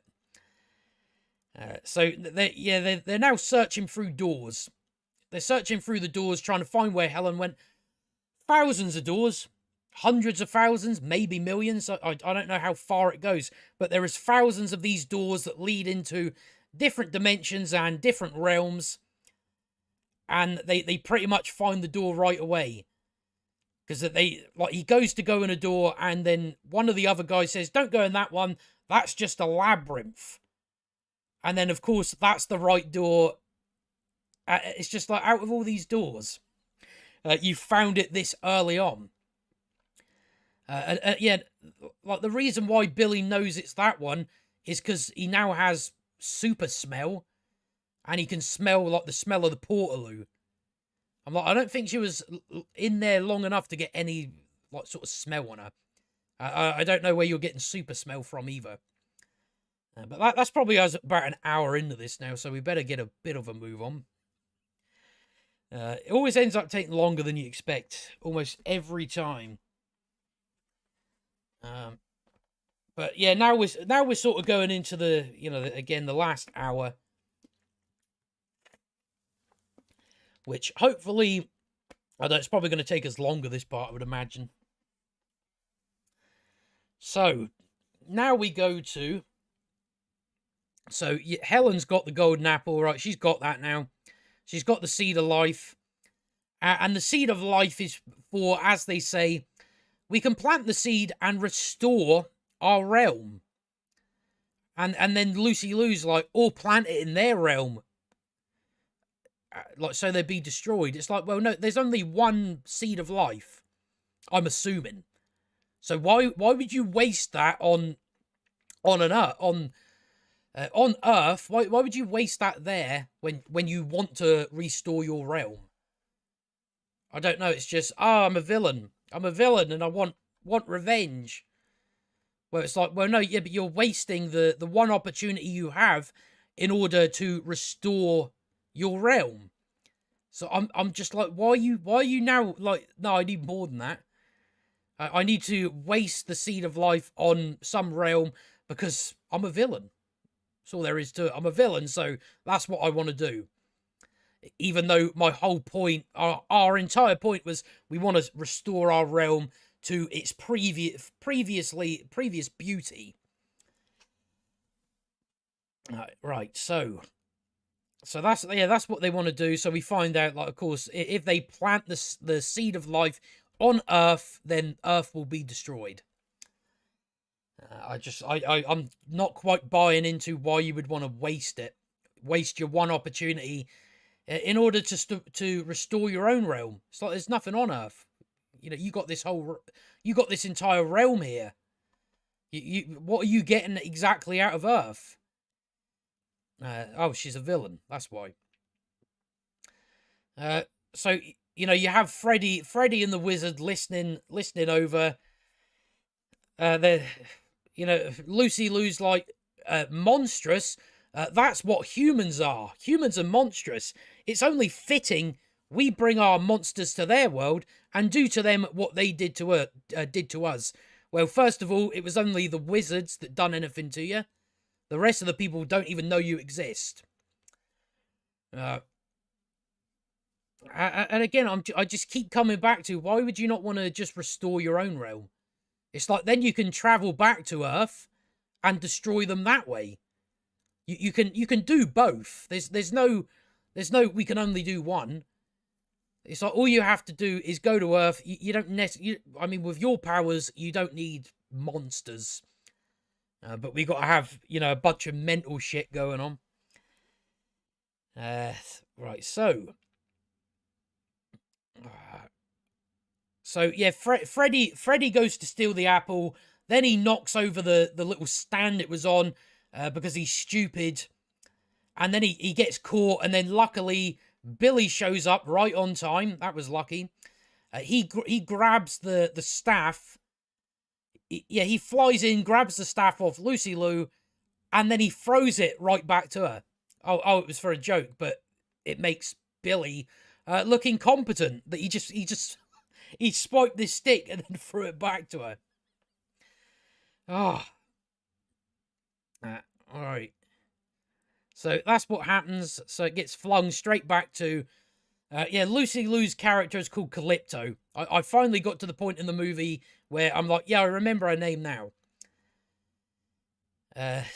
So, yeah, like, the wizard shouts to Freddy...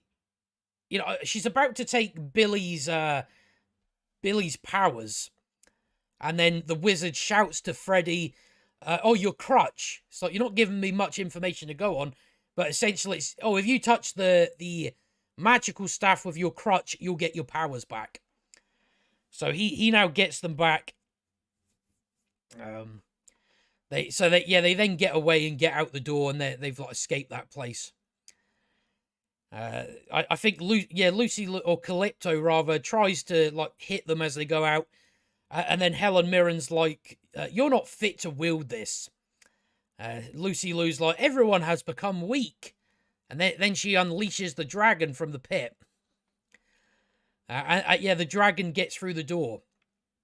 The dragon goes through the door. I don't know where this labyrinth has disappeared to. The labyrinth is no longer a thing. Because they're like where their lair is, the Shazam's lair, that goes into like their house. So they run in there as superheroes and run into their foster parents' bedroom. and then like they tell the foster parents, "Oh no, I'm Billy. We're superheroes." And this is when like the you know, I mentioned that one of them's gay at the start. You know, they have that, and then they just have it be a punchline. That's all it really is. They're saying to the foster parents, we've got to tell you this secret. And they go to tell them, "Oh, we're superheroes," and then Pedro says, "I'm gay," and they're like, "Oh, we all know." So it was just a joke. No point to it whatsoever, which I was actually quite surprised by. I thought he was going to end up playing some sort of big part, but that's all it was. Just, oh, he's reading a gay magazine or something at the start of the film, or rather reading the baseball magazine that has pictures of men on it, and then it just comes back to, all right, it's for a punchline later. So no point to that. So the dragons now come through. It's destroyed the house. They've now all ran out the house. It's, you know, the dragon's got Calypto on its back and chases them away to some sort of industrial estate. And yeah, she takes three of the kids. Three more kids no longer have powers. So there's now only, now how is it? Because he got his powers back. There's that many Shazams to keep track of, but I think there's now two of them. I'm pretty sure. So yeah, they've now, because they've got the apple. Like that, Shazam has got the apple. He's like, oh, you know, this is what you want. Come get me. So they like throwing the apple about. The dragon flies up in the sky, and then Mary, the like eldest sister, she flies up in the sky and starts blasting it with her powers. And then Calypto takes her powers, so she falls out the sky, and then Billy has to go and save her. But for some reason, when it cuts back to Billy, it looks like they were just standing there having a conversation, as Mary was up there still doing stuff. I don't know what they stopped for. So he saves Mary, who looks no different superpowered than like when she has no powers. I'm just like, how did the foster parents not recognize her when they're on the news and all that? And yeah, it's also the part where there's now no blue dome. That has disappeared. I don't. They really should have tried to account for that. But I guess we can be generous and just assume that, yeah, it's fine, it's there. And I'm pretty sure the only reason that dome is there is in order to try and make it seem like it makes sense for Wonder Woman and the Flash and Batman, Aquaman, maybe, for them not showing up. I think that's the whole point in the dome. Is just for that very reason. So yeah, we now get to the bait. We're getting there. We are getting there. I reckon this will take us another half an hour or so. So yeah, like Calypto and like lands with the dragon in the baseball stadium and puts the apple into the ground, and she's like, "This is a good place for a garden." I'm just like, yeah, that's a waste. That is a waste of that seed of life. There is only one. You needed it to restore. To restore your own realm. And you're just like, no, I'm going to waste it on Earth because I'm a big villain. I'm a big bad villain. With no logic. No logic. Like, no, actually, what I can do with this is restore my world, my realm, and then I can come back to Earth and start killing people. Just do that. You don't have to waste this seed of life so you can no longer have it in your realm. But no. So that, yeah, it's like Sprout's a big, massive tree. So we're now getting into the ridiculous shit. We're getting to the monsters. So it's, yeah, Sprout's a big tree. You've got the roots going across the entire city. The entire city's fucked. And like so the city's covered in roots. And they have like monsters inside them that are instantaneously there as the roots go out. They're in like what's the thing that butterflies go in? They're in like a cocoon essentially. So they start hatching. So a lot of people are going to die now. So you've got like one monster that's a wolf slash lion. It's got wings and I guess a scorpion slash like a scorpion tail with a bee sting. Something very weird. I don't know what it is. You have like these demonic looking things like that fly. You've got minotaurs and cyclops. So at this point, a lot of people are dying. A lot of people. Yeah, it seems to just be glossed over. Like that isn't what's happening. But then again, we're also dealing with a movie in which, in about 10 minutes, we'll probably get to the part where Shazam kills a bunch of people. And they don't seem to realise it. Again, it's no different really from like Man of Steel. Or even, any of the other DCEU films. They just forget that there's people in buildings. So don't smash the villains into them. But I don't think we're far from that. So, the city's now covered in monsters. It's like, people are definitely dying. So you now have the entire family on the. They're always on a roof. For some reason, they are always on a roof. So they're on a roof of this car park. And so they're now like, oh shit, we're done. The wizard's like, your world will not survive this. And then Anne turns up and she's like, he's right. In the god realm, this tree is a thing of beauty, of peace. It was not meant for the soil of this realm. Yet your sisters went and wasted it, right? For not really that good of a reason. But yeah, I'm like, so what exactly? So in the god realm, what are they exactly restoring? I don't really know what they're restoring because we've seen their realm and it looks fine to me. It doesn't really look like there's anything wrong with it. So then she's like, I must try to sway. I think her name's Espera, like the Helen Mirren character. At least that's how I wrote it down here. So Anne is like, I must try to sway Espera. Only she can subdue our sister. I'm still kind of like, yeah, but it's over. It's all over. Like the monsters are already killing everybody.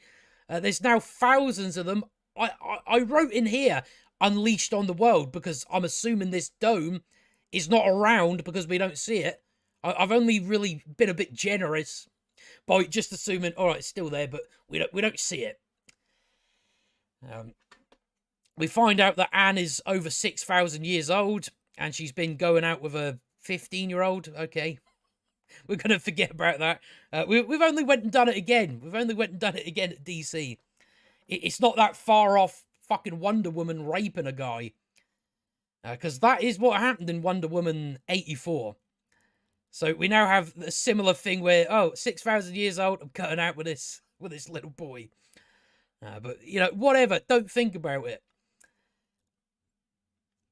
So, yeah, you even have, like, the parents say, suddenly it's so inappropriate. It's like, well yeah, 6,000 years old to 14. Yeah, there's big difference there. So, yeah, Billy's now, like, he's now doubting himself. He's saying to the wizard, right, take my powers back off me. Take my powers away. He's like, there's a reason I say all or none. It's because I can't do it myself. And the wizard's like, nah, I chose right. You may not have any wisdom up there, but your heart is wise. It knows exactly what to do. I'm just like, that's no help, is it? That's not helping the situation. It's like, we need a plan. We don't need your heart is wise. Your heart knows what to do. Because it doesn't, does it? Your brain knows what to do. So this isn't actually helping anything. The wizard's just like, go fight for your family. Go fight for the world. Again, you're not helping in any way. You're just saying, go and do this, go and do that. And not actually giving any specifics. When you're a wizard, you know about all this stuff. You know about all these creatures. So what the fuck are you talking about? So So yeah, Billy decides he like bucks up his ideas. He's like, right, what I'm gonna do is I'm gonna go and get the staff like we could have done ages ago. And you guys, you know, my foster parents and the other siblings that no longer have their powers, you are going to lure them away, lure away the monsters to where, you know, first of all, where you'd be luring them out into the world. Second of all, if you are in fact in a dome at the moment, you're not, where are you going to lure them to? There's nowhere for them to go. They're stuck in a dome that's just over the city. So I don't really know what you're going to be doing out of that. So then, like, the foster mum wants to see, like, Billy, like, as normal, not Shazam, before he goes. She's like, because Billy's like, I'm not going to put any stress on you anymore. You don't have to, I'm not going to force you to keep me in the foster home once I age out. And she's like, what are you talking about? You know, you're my son. You know, it's a touching scene. I'm just like, yeah, but it would have been better if it was present throughout the whole film. Rather than we have something like this at the start, then about an hour in, or an hour and 20 in, we're now bringing it up. It doesn't really quite flow through the story well. But she's just like, there's always a place in our home. So that makes the sister telling Billy at the start of the movie, you're going to have to go and get a job or leave. That makes her a bit of a twat. That she's put this in his head, had him worrying about it. But no, in fact, I think what it is actually is because there is like a line later on that's thrown in there for some reason, that the foster home, those like their foster parents now own that house. So I guess that means they'll be able to keep them as long as they can. I guess that's what it means. So fine, I guess I'll let them away with that. So yeah, the family jump in a wagon that they got earlier, and they go off to lure the monsters away. They don't know how to do that. They've just been told lure the monsters away. So then we have a final roof scene. Everything's on a roof. A final roof scene with the villains. And like Helen Mirren's saying, oh, you know, it's unnatural here. This tree of life. We made a vow to restore our realm, not destroy this one. Oh no, in fact, that's Anne that says that.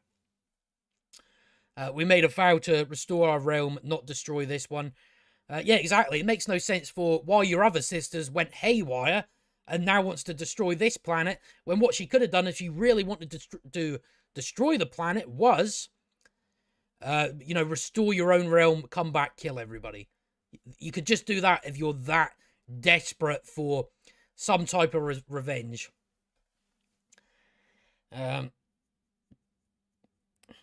But yeah, I don't think there's not enough reason really for Calypto to go insane and want to destroy everybody and not restore her own realm. There's really not enough reason to have it that way. Because she ends up killing her sister that takes about 7 hours to die. That's how that works. I'm just like, you know, see if you'd started off, it's like you could maybe make the argument, yeah, she's a bit different from her other sister. She's a bit more vindictive. She's a bit more, oh, we're going to have fun now. But it would have been better if they shown her more as, you know, she's not quite on good terms with her sister, or like, you know, her dad Atlas that was killed.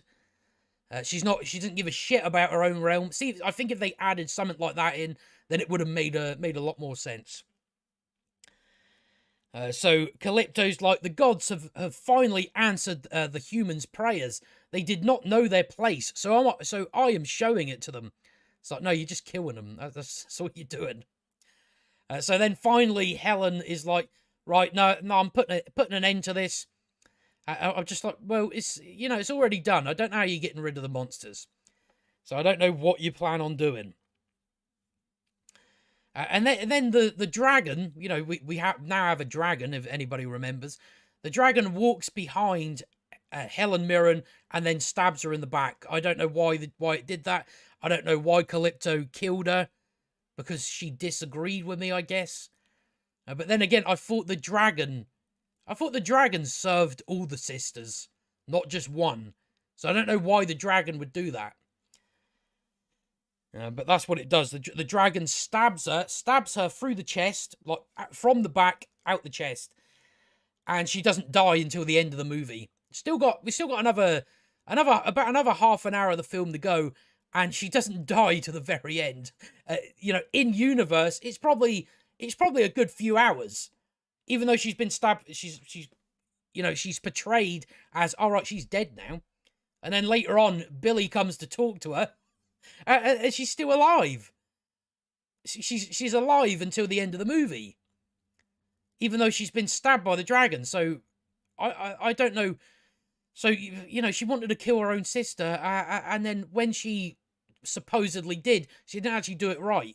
For some reason, a dragon stabbing you in the body doesn't do nothing to you. So she takes about 7 hours to die. We keep getting scenes with her. She's like, I'm dying. It's like, no, you're not. We keep coming back to you and you're still alive. Even though you've been fucking stabbed. Right. So, yeah, that's happened. And then Calypso goes to take Anne's powers off her with the staff. So like Anne rearranges the city in order to get further away, and she doesn't think to, maybe if I move a little bit right or a little bit left, then the bolt of lightning that has been chasing me won't hit me and take my powers away.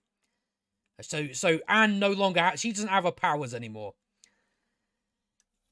After all that rearranging stuff, you didn't really do anything there. All right.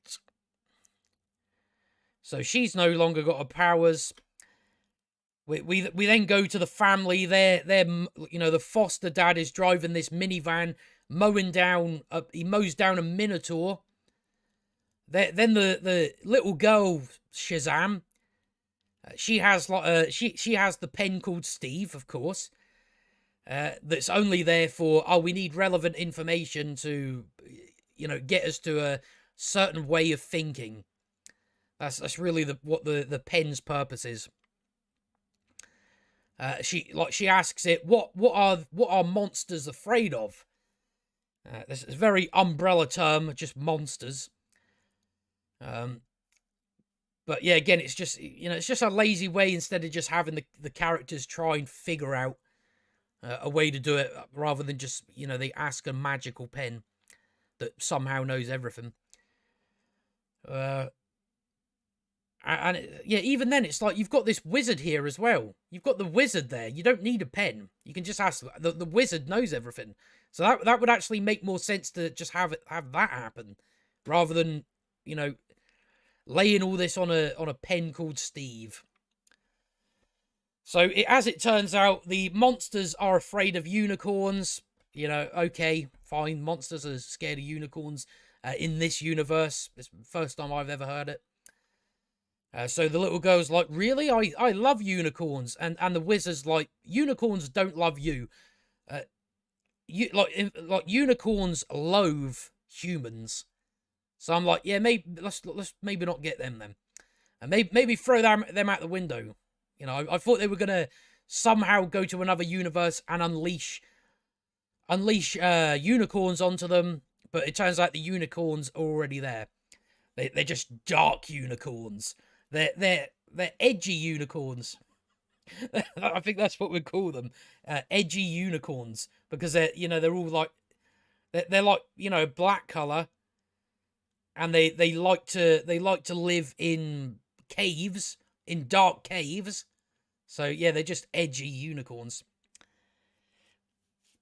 And again, in a movie, a character that says, guys, unicorns don't exist. It's like, motherfucker, do you see what's going on around you? Do you realize that there is all these magical creatures? You have superpowers, or had superpowers, so I don't know why you're like, unicorns don't exist. It's like, they clearly do. They clearly do with what you're currently watching. I don't know why they have a character say that in movies when they live in a world with superpowers. It's like, at that point, you're like, well, anything can exist, can't it? Um, so it's just like the unicorn is the most fearsome thing of its realm.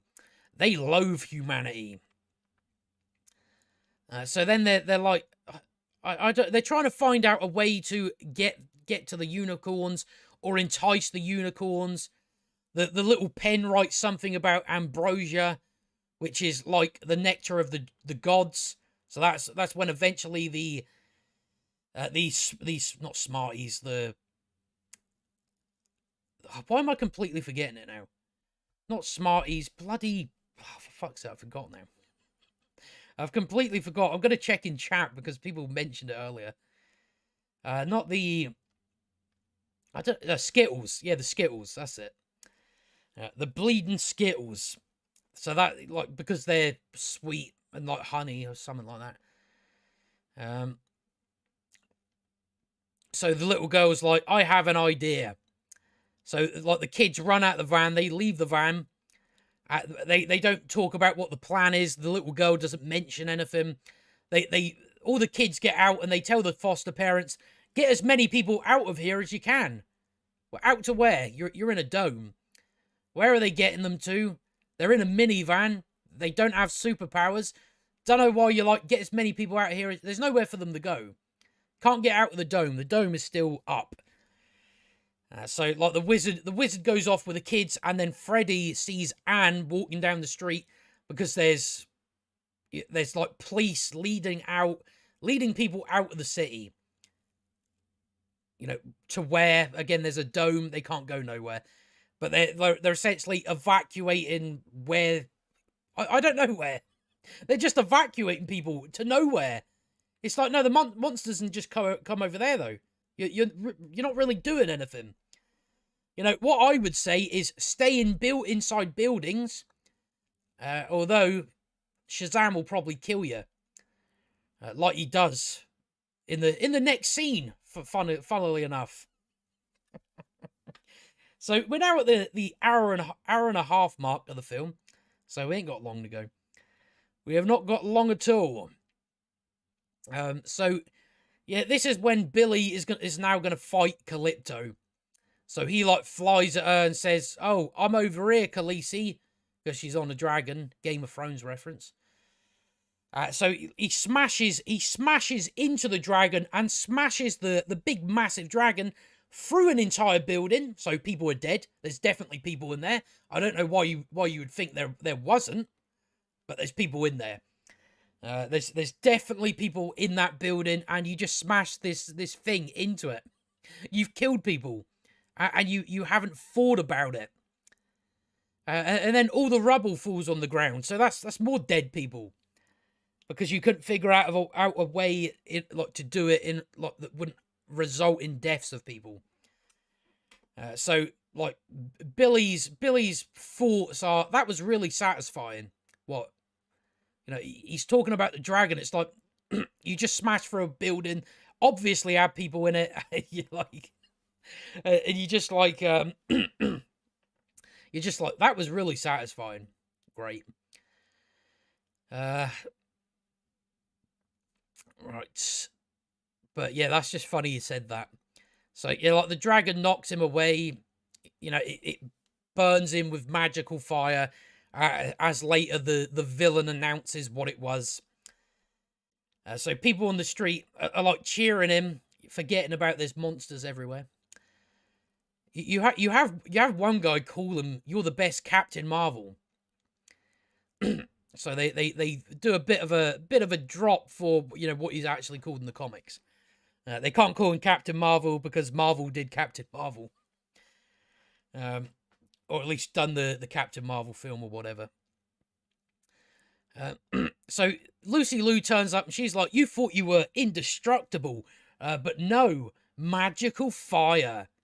Right, why are you announcing that? Terrible villain.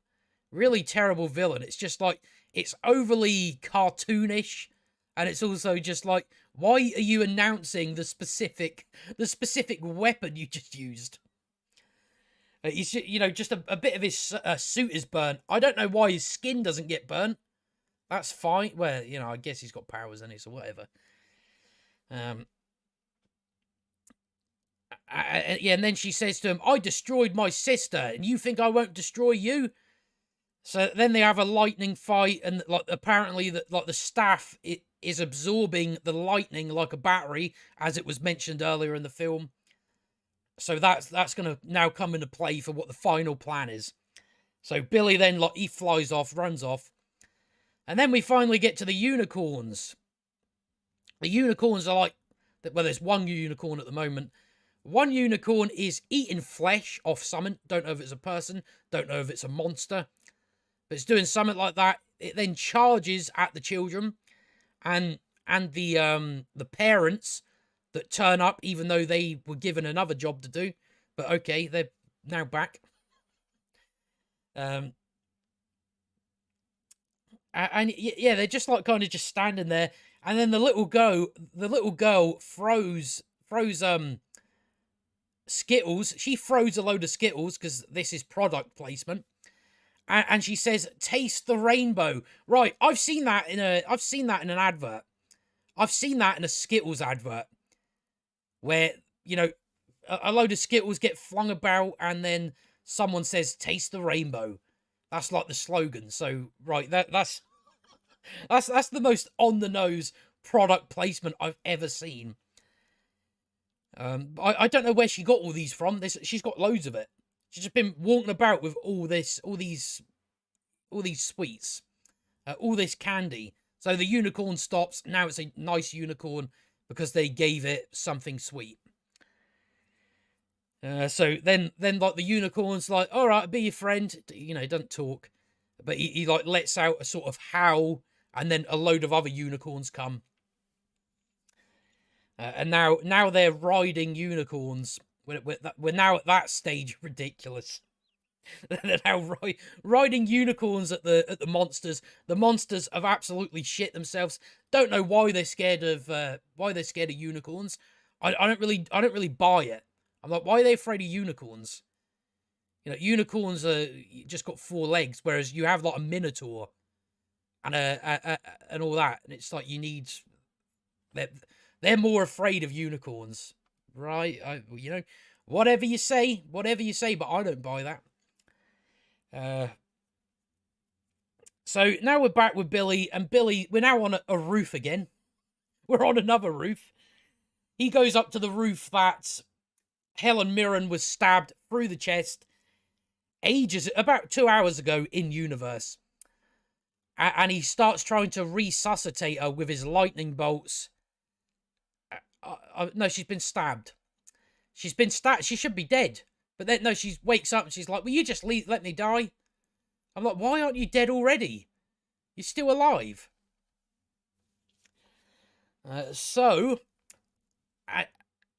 Yeah, Billy's like, so essentially Helen Mirren's still alive because we need information. Billy's like, "I don't want anyone else to die." It's like, you've already caused a lot of death. You caused a lot of death by smashing a big fuck off dragon into a building. So you've already done that. So he's, because he was looking at the staff and realized that the staff was overloading when he was like throwing his lightning bolts at her, and she was catching it like with the staff. So he realizes, oh, you can if I overload the staff, which will, as Helen Mirren puts it, will result in being like a bomb that will take out the dragon and the tree. And she's like, well, you would annihilate everything inside the dome. So you come back to, oh, right, so the dome is still a thing, even though we can't see it. So, yeah, and he just says, well, then I have one more favor to ask, and then we cut away, and we'll eventually come back to that. What exactly the plan is. So now we have the evacuation, wherever that's to. Nowhere to go, you're in a dome. You've got like Freddy chasing after Anne, and then the dragon appears with Calypso on the back of it. I don't know why she's there. I don't know why she knows Anne is there. She shows up on the dragon's like the dragon's name is called Layden, so she's like, "Layden, kill the traitor." I don't know how you knew Anne was there. They're under like underneath like a big bridge, like a big highway bridge. And then like it starts, the dragon starts sucking their life out of them, I guess. I can only assume that. And then you have like Freddy repeat a line from that Anne told him earlier, that the most powerful thing about you is you. You taught me that. Still need powers though. You don't have them anymore.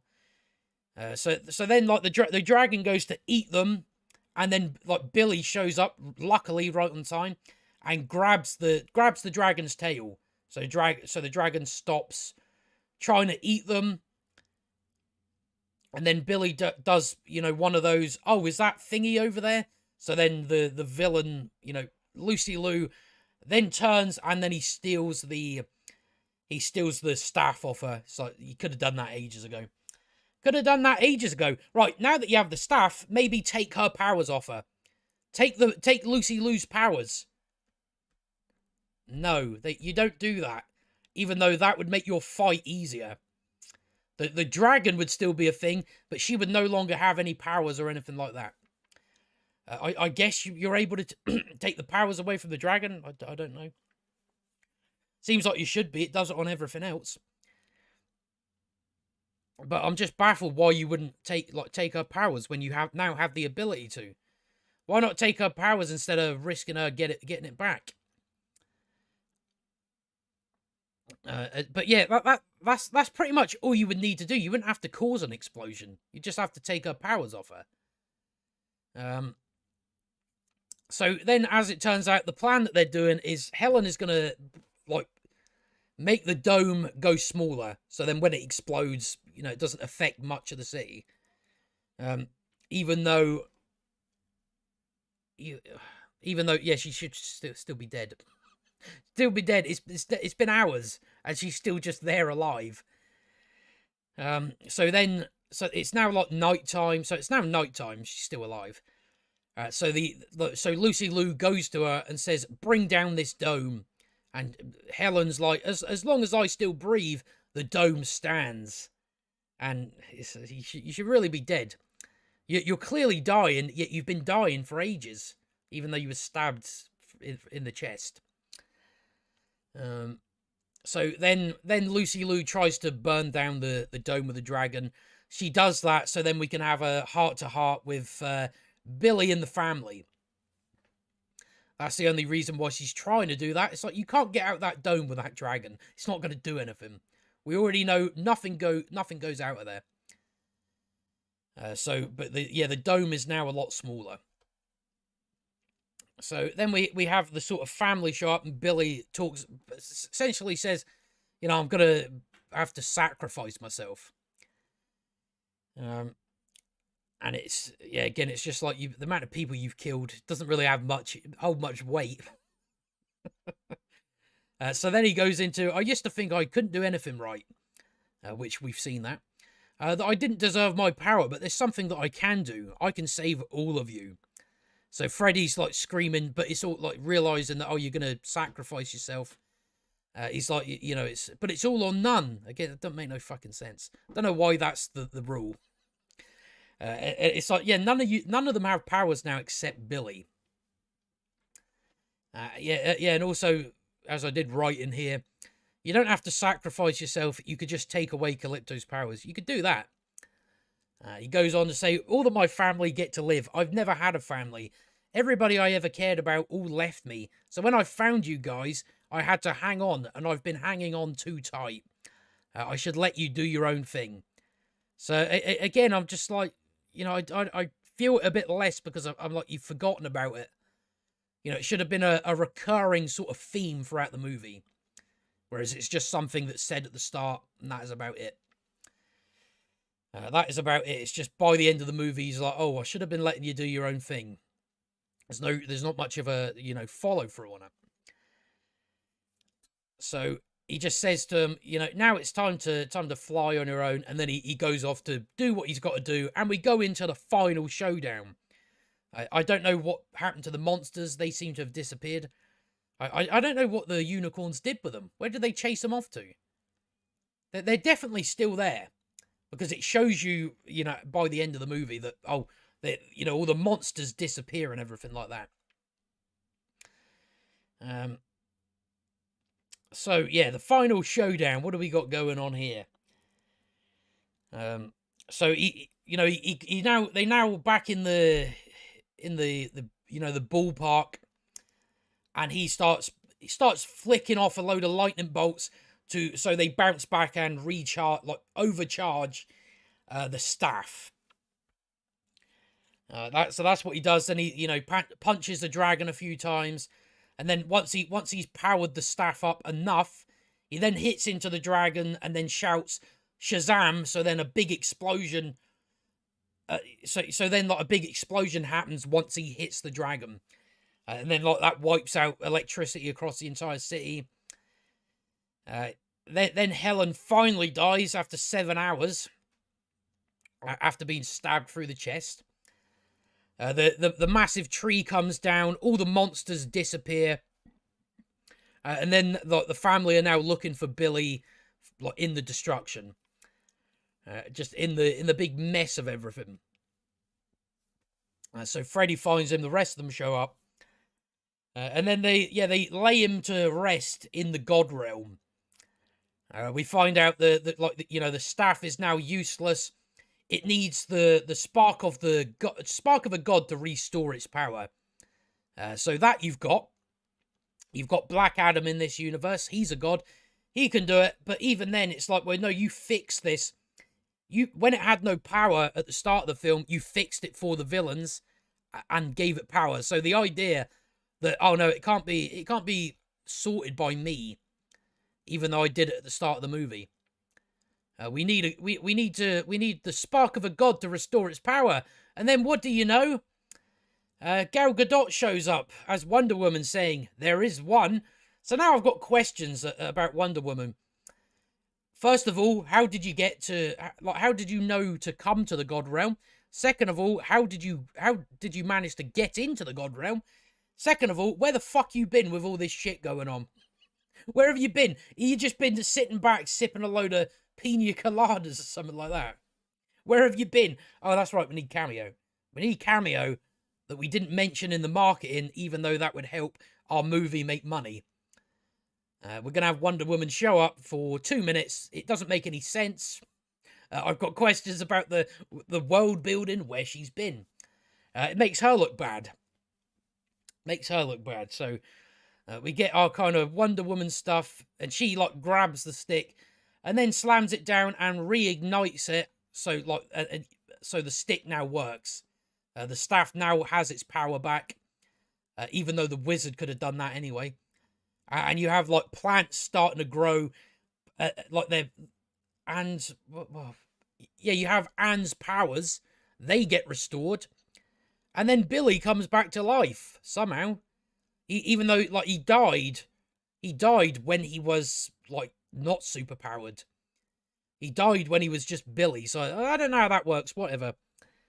But yeah, I guess his powers make him immortal. Something like that.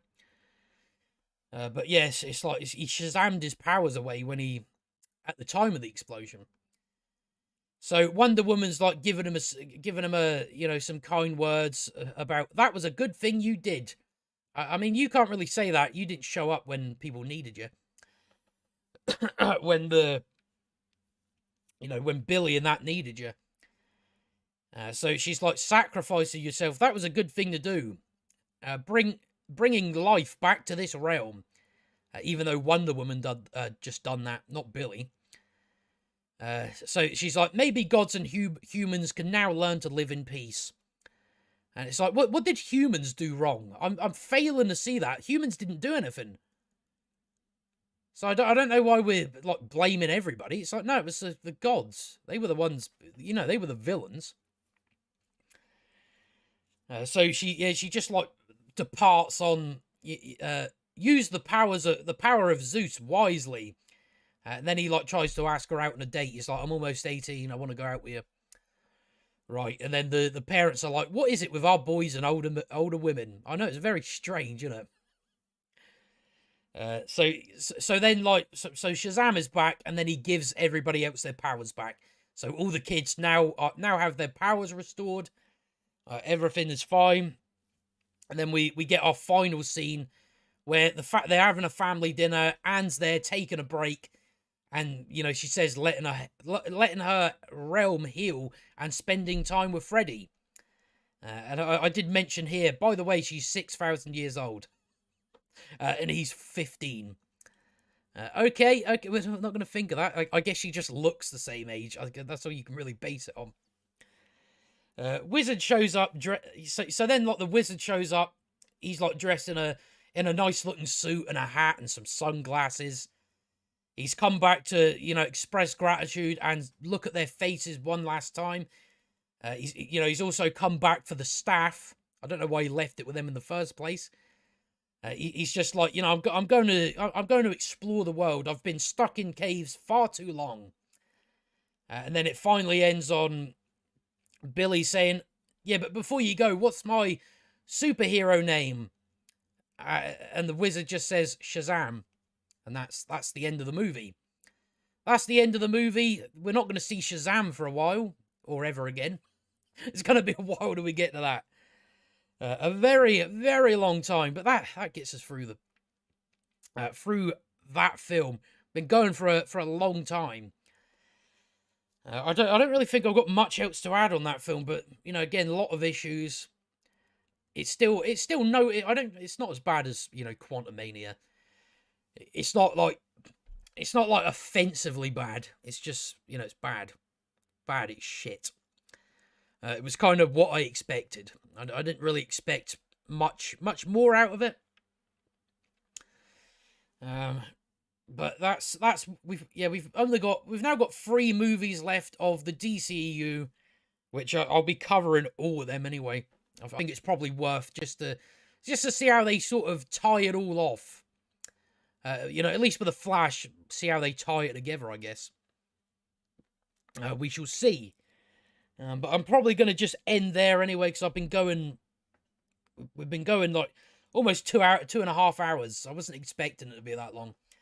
But every time it ends up being a bit longer. But I'll probably be back for another one of these. I was thinking about doing John Wick 4, but I'm just like, it's a 3-hour movie.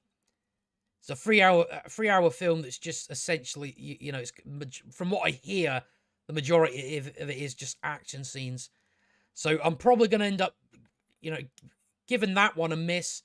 But I'll be back for the Dungeons and Dragons movie, which is out not next Friday, but the Friday after that. So that is when I'll be back. And then, I think April, there's not much going on. It's the Super Mario movie. That's like the only film out. So I'm probably going to end up covering Puss in Boots: The Last Wish. It's one of those films where I need to fucking cover that film. I want to talk about that film. It's probably my favorite film so far this year. The Last Wish, Puss in Boots. So I'll probably end up covering that at some point in April. So yeah, Dungeons and Dragons. I'll probably be covering that on the Saturday, which is the 1st of April. So and then probably the week after that, I'll do Puss in Boots. So we've got that to look forward to. But yeah, I'm trying to do as many movies as I can. If I've at least got enough interest or being able to bring myself to actually watch something, then I'll be covering it. But other than that, some I'll probably end up just skipping. But that'll be the next one, Dungeons and Dragons. So I guess on that note, on that bombshell, I will see you. Let me just get to the right button so I don't end it before or after. But I'll see you on the next one.